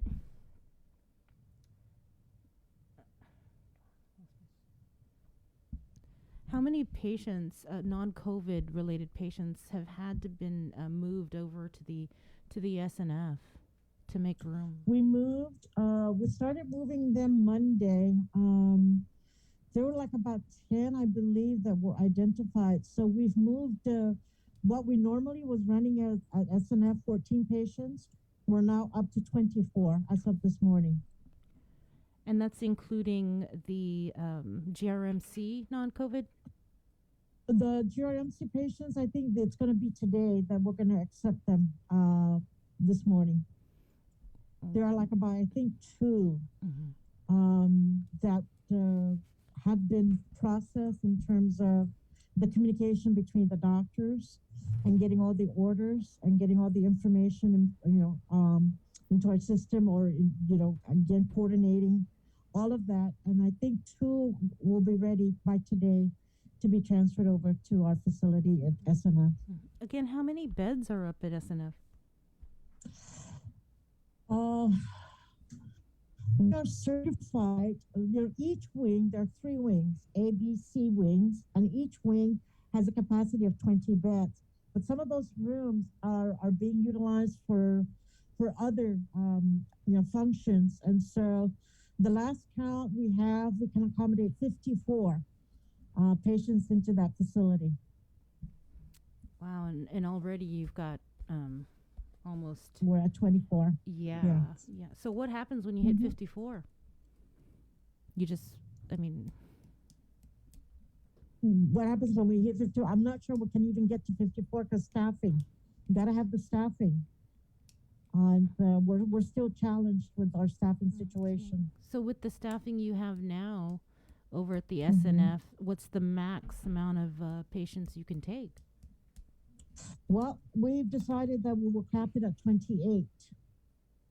You're going to be 26 today, so you can only take 2 more? Correct. So what do we do after that then? Well, we're trying to get more staffing through the staffing solutions, and we were just off the phone call with FEMA that we can utilize the travel nurses over there. If we need to integrate COVID and non-COVID patients over there, of course, we need to make sure that the ventilation system is separated. And if we get to that point, hopefully that we can get more travel nurses to help us out. And how many travel nurses do you guys have? Right now we have 41. And a total of 41 travel nurses from the 2 staffing solution agencies that we contract for these nurses to come to Guam, to GMH. How many are you guys looking to hopefully bring on board? Well, our primary focus really is the emergency room, the ICU, and the telemetry, because a lot of these COVID patients need to be on a telemetry cardiac monitoring system, and so we're utilizing most of the nurses in the ICU, ER, and telemetry. Most of these travel nurses. That's where we're utilizing them. But if we do need to, we will request for nurses that can help us out over at the SNF. So if you know of any nurse, please tell them to come to GMH or to GRMC. Well, are we getting to that point? Remember last year, UOG started to fast track the nurses. You know what I mean? Yeah. Trying to fast track and get as many nurses on board. We started pulling nurses. Well, we really can't pull nurses. Should we from already be DOE. doing that, though? Or? Well, they get also them? did the fast track certified nursing assistant program. So we got several nurses aides from that program. We're working with Department of Labor. They started an apprenticeship program to get individuals into and they are already into the program curriculum of becoming nurses aides. They're going to be here in the hospital and doing their clinical practicum. So, from that angle or from that discipline in terms of nurses aides, they're helping us get them, prepared. It's just the RNs and LPNs is really what we need to have. Last year, UOG, I think they graduated either 24 or 26. We got quite a bit of them into our facility, and most of them have successfully passed the NCLEX, but some of them were able to come on board as graduate nurses. And then they've taken their NCLEX and have passed, and so we're keeping them. Some of them have gone over to GRMC also, which is good, because GRMC also needs some nurses there. So, yeah. we look to UOT and GCC practical nurse program for them to, get those individuals prepared and successfully pass the NCLEX for LPN and RN. GMH, you guys had a board meeting last night. Last night. Yeah, correct. can you kind of give us some details? I understand you may have talked about the plan for the rollout of the booster shots. Right. That they don't want us to call it booster. They just want us to call it the third shot. Okay. And that already got approved by Pfizer. So as soon as we get our shipment, which I understand is going to be arriving around next month in September, so we're preparing to then roll that out, with the administration of the third shot of the Pfizer. So, and I'm not quite sure if Moderna, I haven't heard anything from Moderna, but Pfizer is what's approved. And so the third shot, we will be rolling it out next month. Do you know how that's going to how they're going to roll it out? Like, is it going to be the priority groups, like last time? Well, yeah, and my understanding too are those for those individuals who are immunocompromised, but hopefully that they also give the healthcare workers that priority, because we also want to make sure we protect our healthcare workers so that they are, ready to and are available to provide the care. And probably again, the senior citizens. I'm not quite sure, but Dr. Ogden said that we'll be getting more details in terms of the criteria. What about your staff, Lillian? 147 cases, positive cases last night. How are things going over there at GMH? I mean, have any of your staff been infected? Oh yes, there have been some. One or two from a patient that we did not find out the individual had was COVID positive until I think a day later, because the individual came in for another condition, not necessarily for COVID, but when the test came back positive, that one employee was exposed. We have a few who contract COVID outside of work.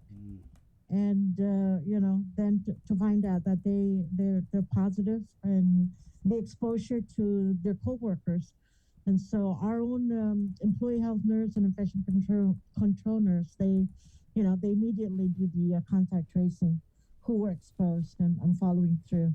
But we've had I think since from January to last week. I'm trying to remember, I think a total of either 15 or 16 staff tested positive.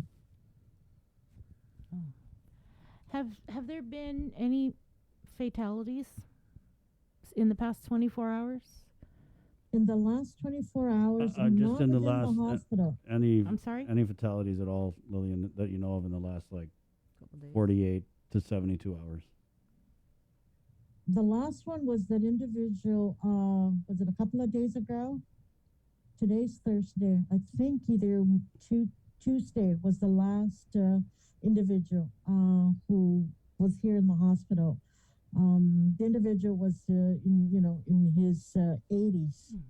And so, he passed away.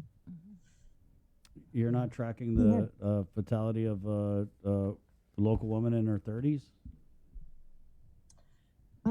That one, we just received information that individual was brought in already expired.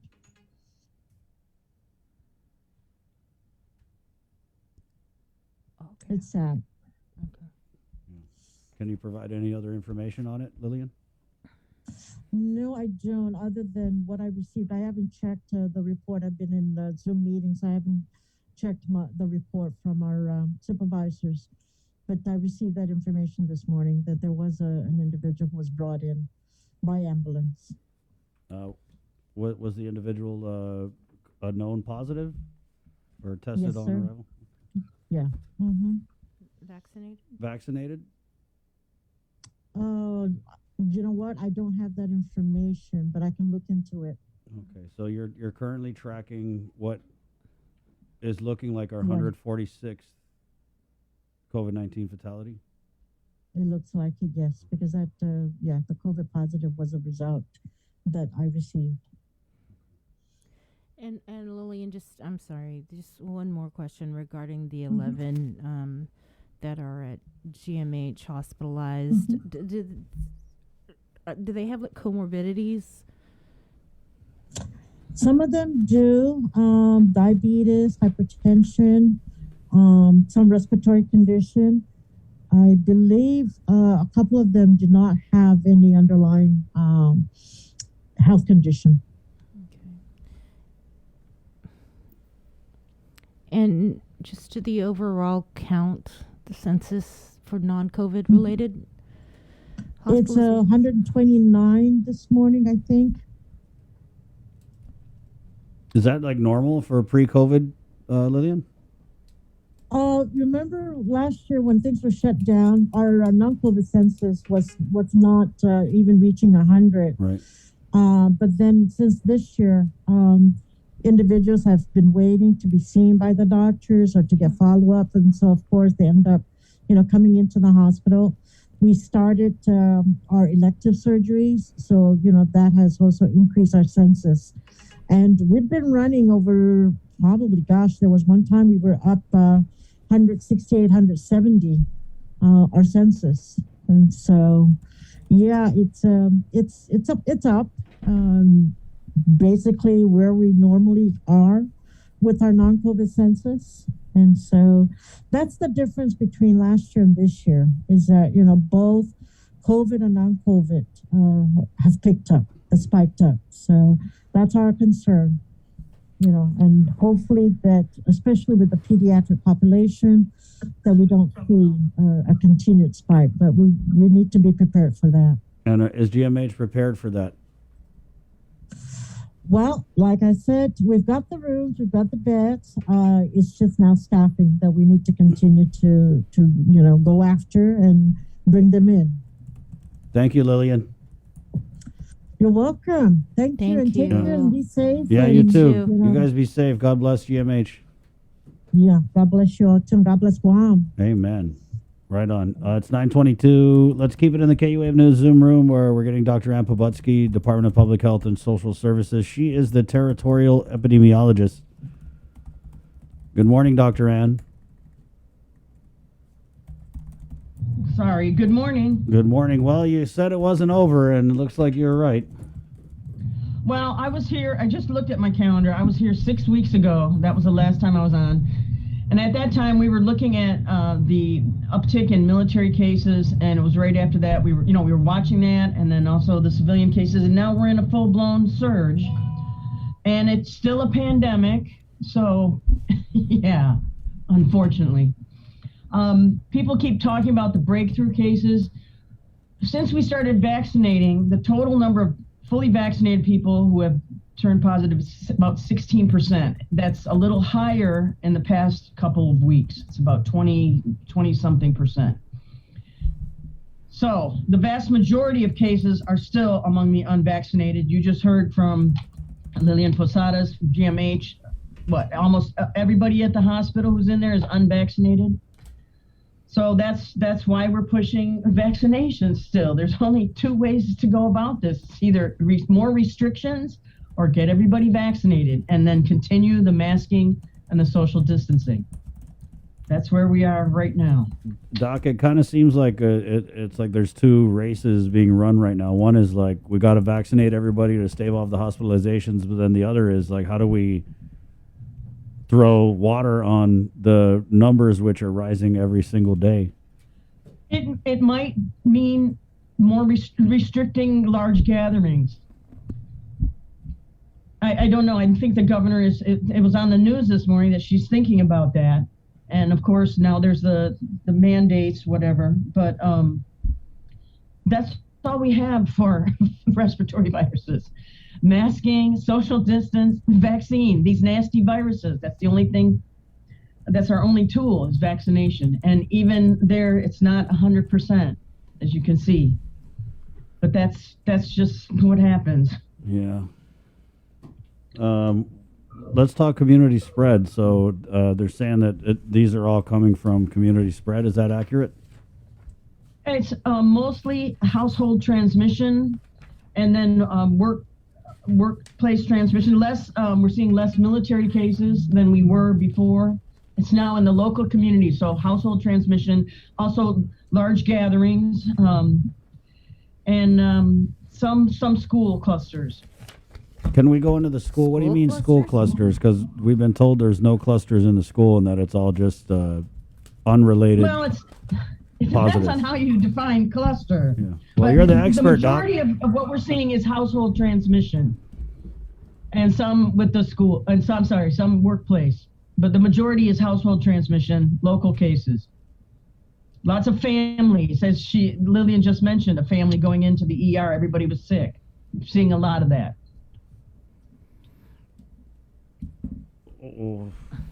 So what do you mean about the school clusters? I don't have any details on that. I was just told yesterday, yes, that somebody was saying, oh, there's no more clusters. It's actually, that was Dr. Manglonia. She's saying it's everywhere now. It's like, there's no clusters. It's like, no, we're still seeing clustered cases where people are, connected in time and place. I don't have the details. We're still pulling together data. The data I have is just from the SITREP, and the more detailed data we're still compiling for this week. Right, and so I want to key in on what you said where, and I'm assuming you're talking about Dr. Janet Manglonia. Tell her we said hi. We miss her. Okay. But you said it's everywhere, right? Dr. Manglonia says it's everywhere. So, I mean, it is everywhere. If it's in the community, it's so widespread. Of course, there's going to be that spillover that happens at the school setting.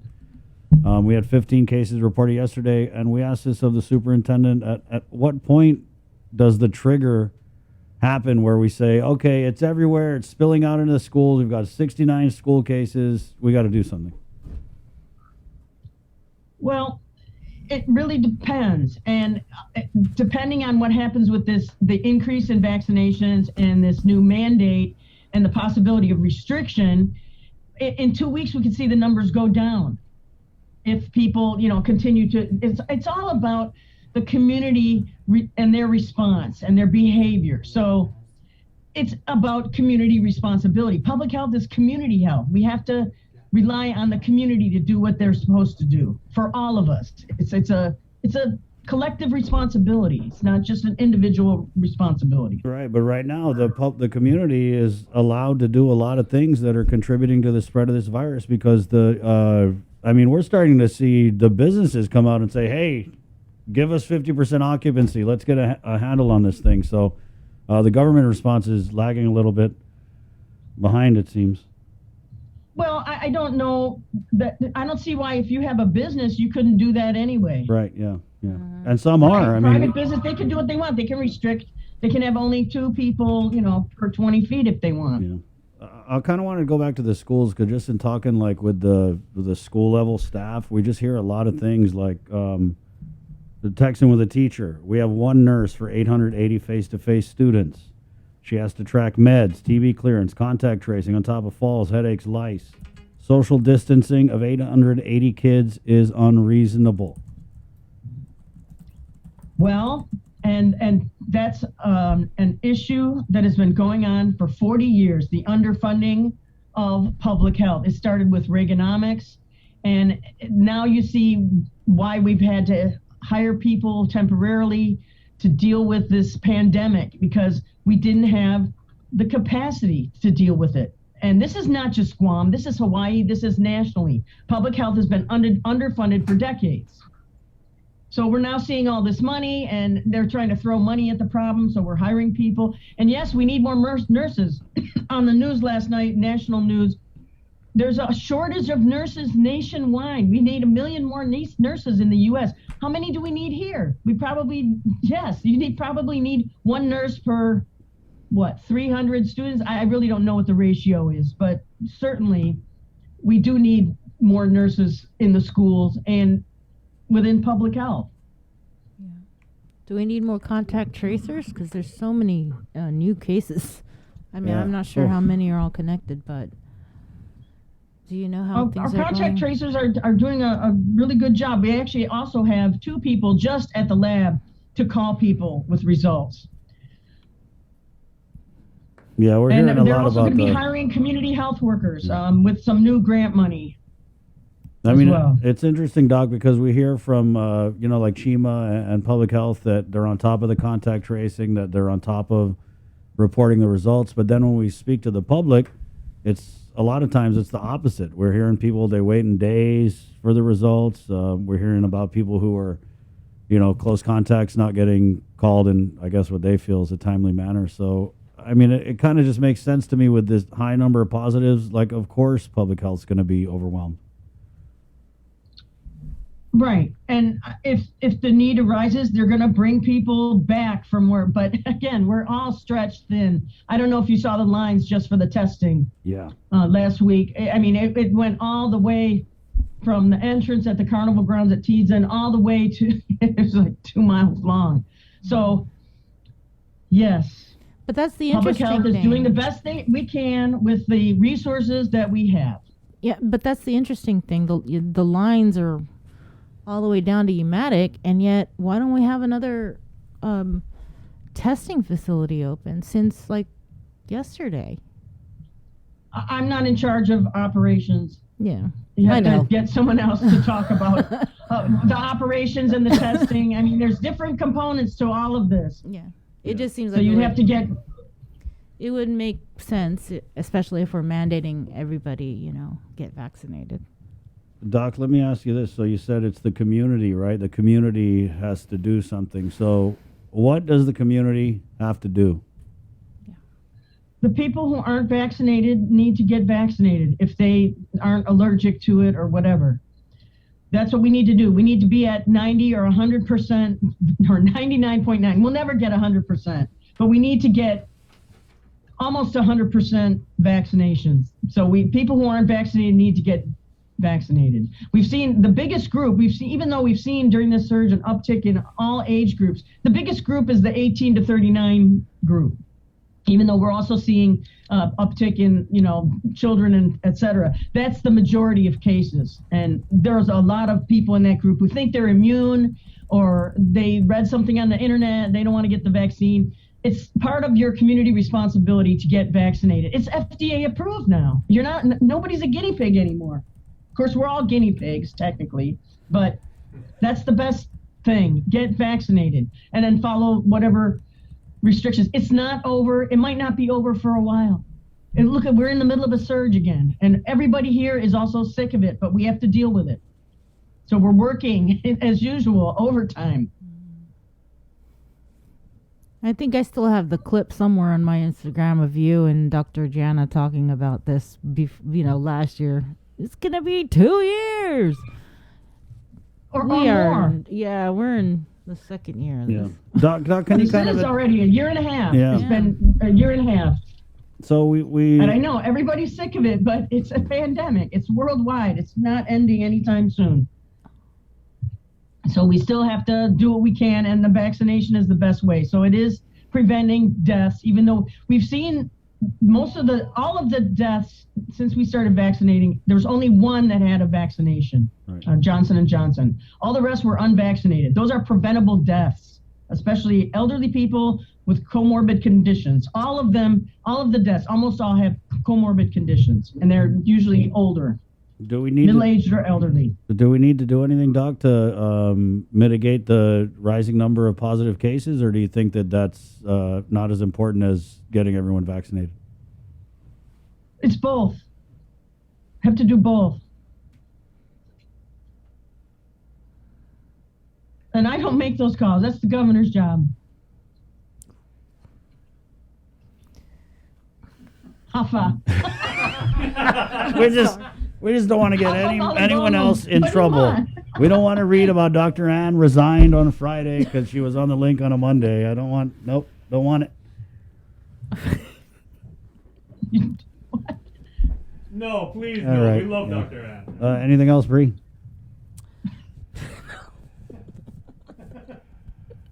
Go get vaccinated if you haven't already. But okay. Yeah. Do you have any data to show out of for example the 147 yesterday, how many were positives?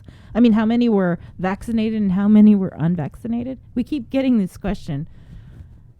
Yesterday, I don't know. There was 147 cases. The day before that, there was 126 cases, and 26 were vaccinated. So 21%. Okay. That's about right. That's about what we're seeing. Yeah.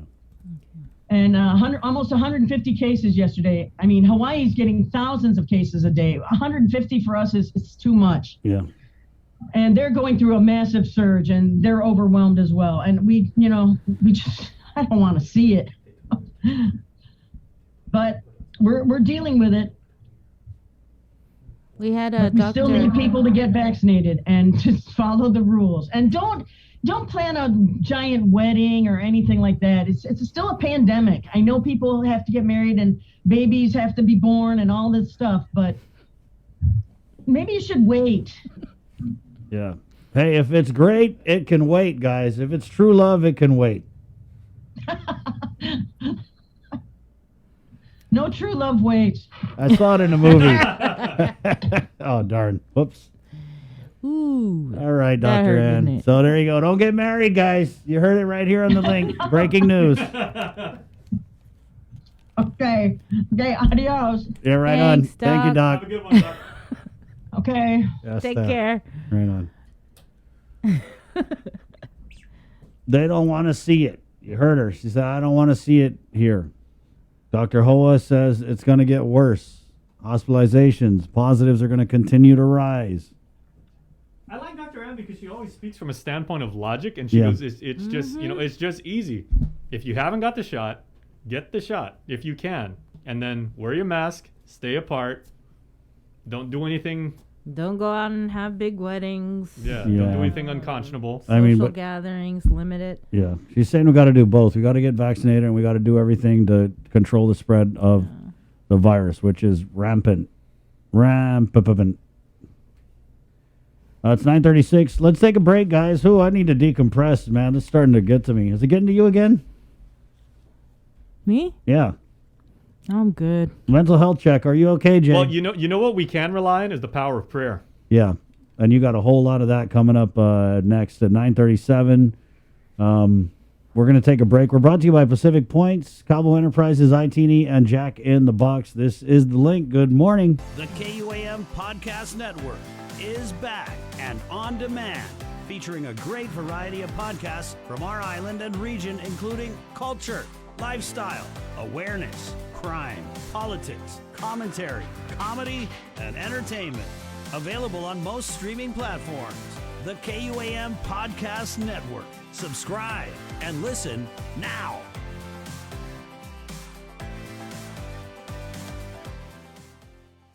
The relationship between Guam and Manila, Philippines is undeniable as we share similar cultural traditions, history, and heritage. With generations of Filipinos calling Guam home, KUAM presents a monthly look at the capital city featuring in-depth and engaging interviews on everything from medical tourism to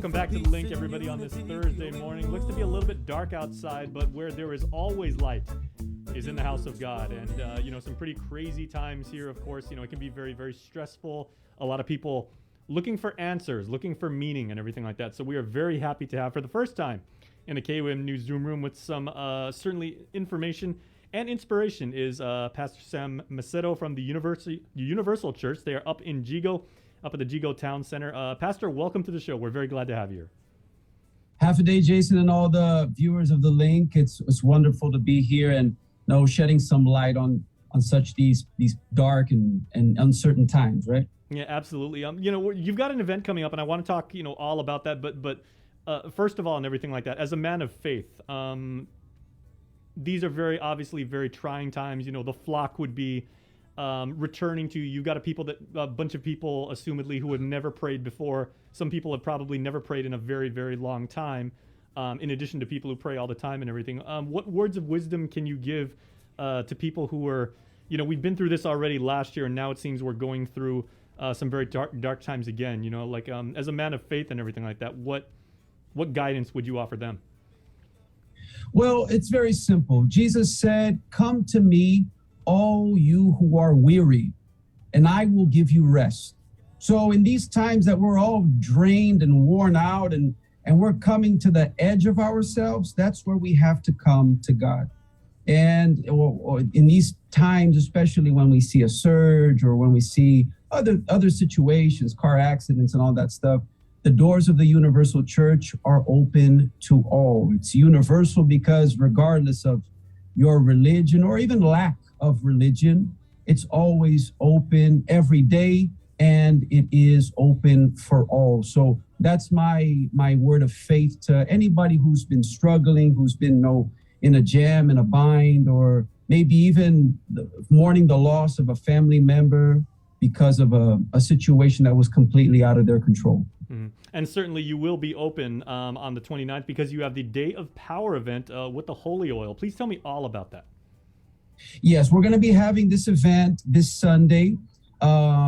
We unfortunately cannot have one big event because of the new COVID restrictions. However, we will be having 4 events on the day: 7 a.m., 10 a.m., 3 in the afternoon, and 6 p.m., where we're going to be praying for all those who are suffering, those who are sick, those who are depressed, those who have been out of their luck. We are going to be having a very powerful service that will for sure give them faith, bring them up.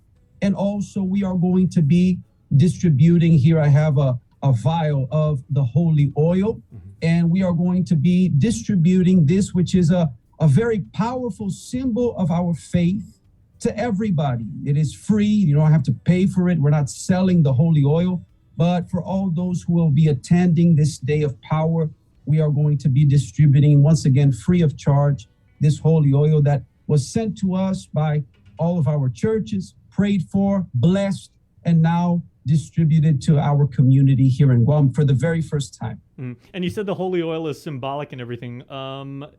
What would be the application of it? And, if people were to receive it, when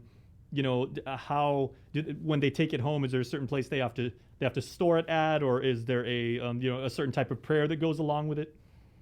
Yes, we are going to be, that's why we're going to be having the event, because all those who come will receive it, and we will teach you here how to use the holy oil. The Bible speaks of those who were sick, were anointed with the oil, they were recovered. Those who were down because they fell into sin, something messed up their lives, they also recovered. It has many uses in the Bible and in our lives today.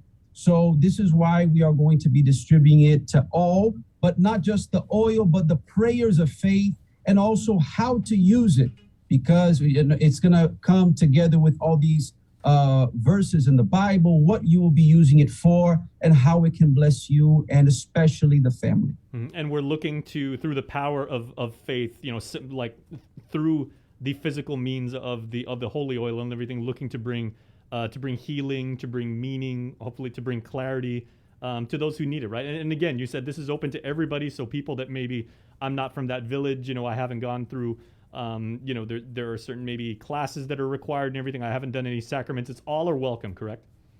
Everybody is welcome. Like I said, regardless of your religion, whether you go to mass or you go to church, or it's been a while, like you said, Jason, maybe many years, and regardless of your village, because we have people literally coming from all over Guam, from down south in Arahan, Talufofo, Santa Rita, here in Chigo, down the street in Dededo. Even people as far as Saipan are catching a flight to join us here for the 29th. So it's worth the trip, but it's something that more than just receiving something that is a symbol of our faith, receiving the faith itself, because most people are running out of it, running out of that drive, running out of that belief. And that's what really is messing up our situation. Or if you don't believe, what are you going to achieve? Mm-hmm. Now, as one who counsels people in need of, of, let's call it like that spiritual, a boost or a recharge, what types of requests are you getting these days, especially over the last week when we've had restrictions and then the restrictions have been modified and everything like that? It's been a very, very stressful time. So what are some of, maybe the questions or the concerns that the flock have when they approach you? We have a lot of people who, like we said, we are open every day, literally Monday to Monday. And every day we receive people who have been depressed because they have a family member in the hospital. Even on Facebook, every day on our Facebook page, we have a prayer for Guam. It's a 6 p.m. prayer where people send out their requests. Most of those who come here have been, unfortunately, struggling with depression, with addiction. They're trying to medicate their soul, but there's no bottle big enough, no pill strong enough. But there is faith that can heal the soul.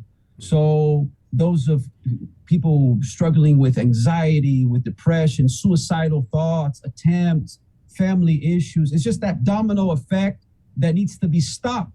And we use the power of faith to stop that, to show them that there is a way out. And the way out is not taking your life. It's taking the problems out of your life. It's overcoming and using that faith, that power of faith that's inside of everybody. Mm-hmm. Whether you go to church or whether you don't go to church, there is an amount of faith inside of you. And if you can open that up, if you can use that to its full potential, you can make mountains move out of your way. Amen to that, Reverend. And I do want to say that make sure to everybody to follow, check out the Universal Church at their social media profiles. It's Universal Guam on Facebook, as the minister just said. And I do want to say, Pastor Sam, because these are really, really weird times. We somewhat reliably anticipate that there may be additional restrictions being announced today. So if people feel the calling and they do want to come out Sunday and receive the oil and everything like that, but things get a little bit more restrictive, you will be announcing these on your social media, right? If you have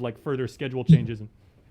Yes, our plan, if there is any other further cap, we will not cancel the event. However, we will be open throughout the day. Right now, like I said, we have 4 services, 7 in the morning, 10 a.m., 3 in the afternoon, and at 6.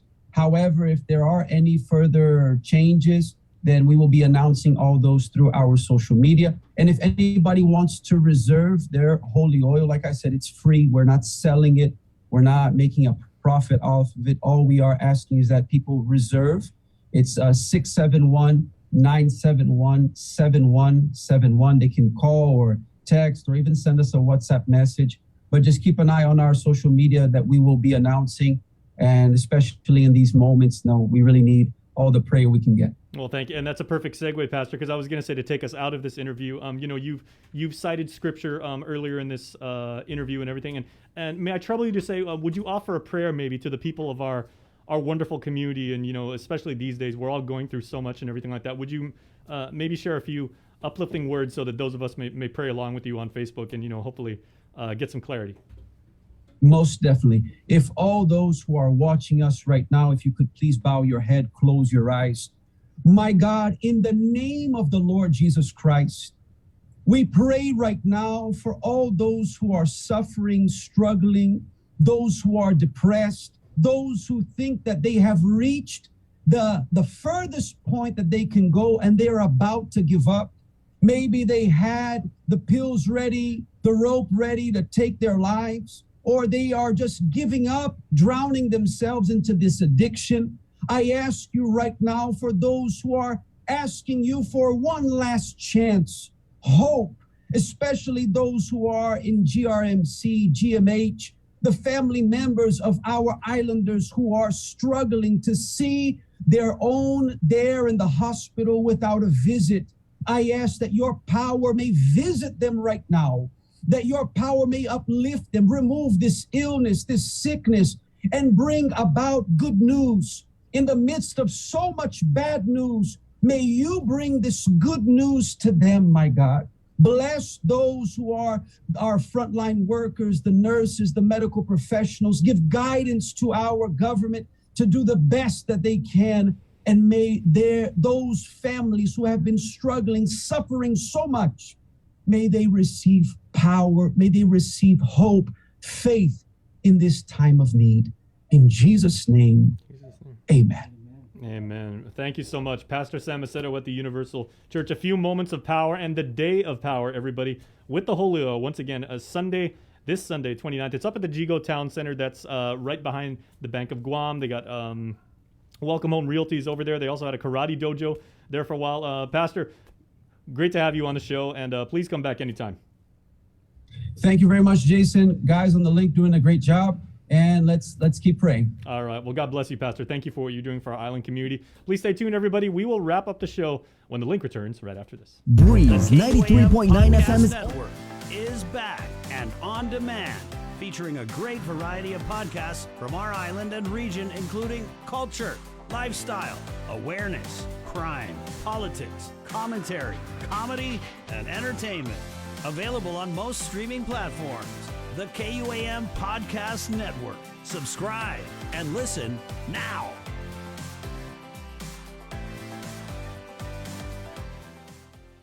KUAM TV has been on the air for 65 years. 65 years of growing, changing, and adapting to the needs of our local community. 65 years of making you smile, laugh, and cheer, and being there for you in times of tears and heartbreak, and learning to heal together. We've kept you on the edge of your seats, been a trusted source for you to turn to, weathered many storms together, and celebrated life's big moments. And now at 65, we celebrate all the firsts we brought you over the years, and all the firsts that lie ahead as our world changes. KUAM TV, celebrating 65 years of firsts on Guam.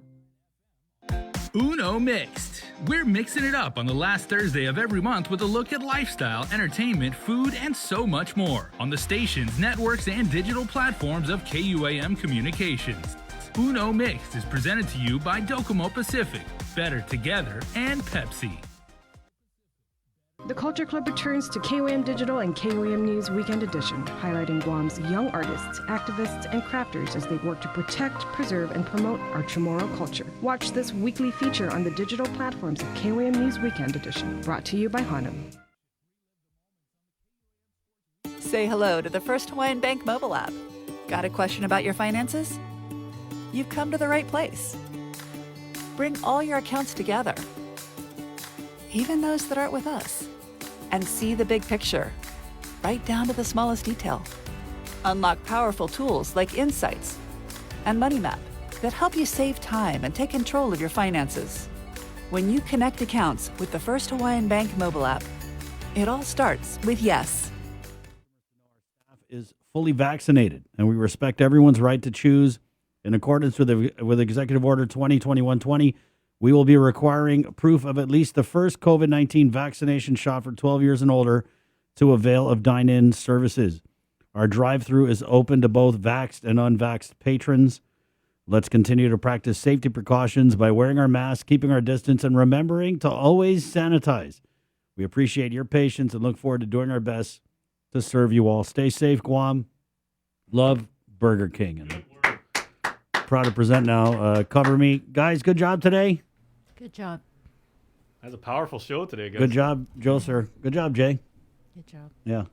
Guess what? We're gonna do it all again Oh tomorrow. wait, can I give like a real quick shout out? My Nina's husband, my Uncle Mike, is having like a little procedure today. So speaking of prayers, just want to send prayers upstairs for my Uncle Mike. He's gonna be fine. Nice, Prayers. good, right on.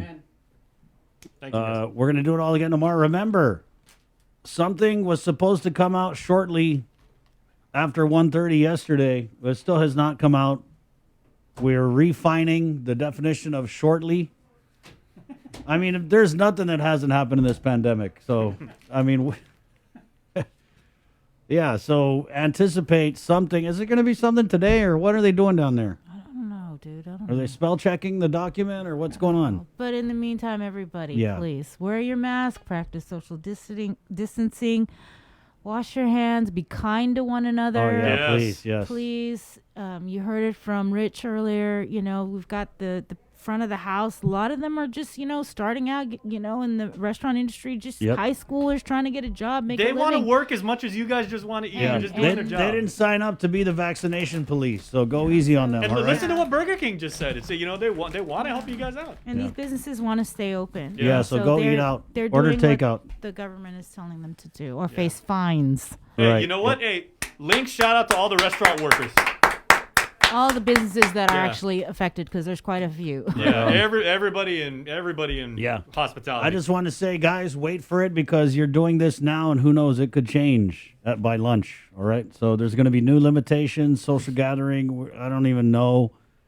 We lost our guy on the PAG, so we're flying in the dark here.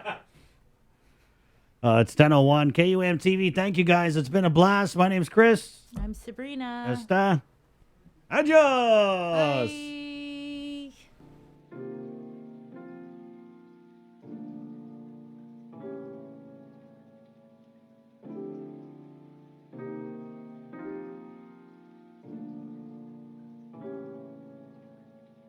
Gelato rolled up, got a bottle of that Jack Po, that be life when it's radish, all that you love, everything around you nothing but none. Late nights losing sleep up in HQ. I've been clean for a while, I've been great too. How you been? Been feeling better about myself as a late faith got me through the trouble. There be bags I need to chase. Down at the end of the tunnel, there's a light. Told my demons that the bygones be bygones. I've heard people that I never should have heard. Even if I didn't mean it, still raise some concern in my heart. I don't wanna cause pain, I wanna heal with my art. People got their stories, but I'd rather let them talk. They ain't been in my shoes, they ain't seen what I've seen. They ain't been on my grind, and they think they know me like that. You don't know me, you just knew who I was. Had a lot of self-growth in these past few months. Had to cut some people off cause they lost my trust. Fake friends, fake moves, even worse, fake love. People like to disappear when they get what they want. Only wanting you to win so they feel like they a part of it. Come up. Yeah, I've been a day one. Shut up. No, I don't wanna stress no more. Ain't no one to impress no more. Off cloud, I've been down that road. I was hurting on the low, now I'm cooling up in Zen mode. On the green cause I stopped all the benzos. I was almost taken out like a bento. Yeah, I took this life for granted, now I'm living. Looking back at all the bad shit I done. It was wreck, but hope it's cool in the end. I don't wanna stress no more. Ain't nobody to impress no more.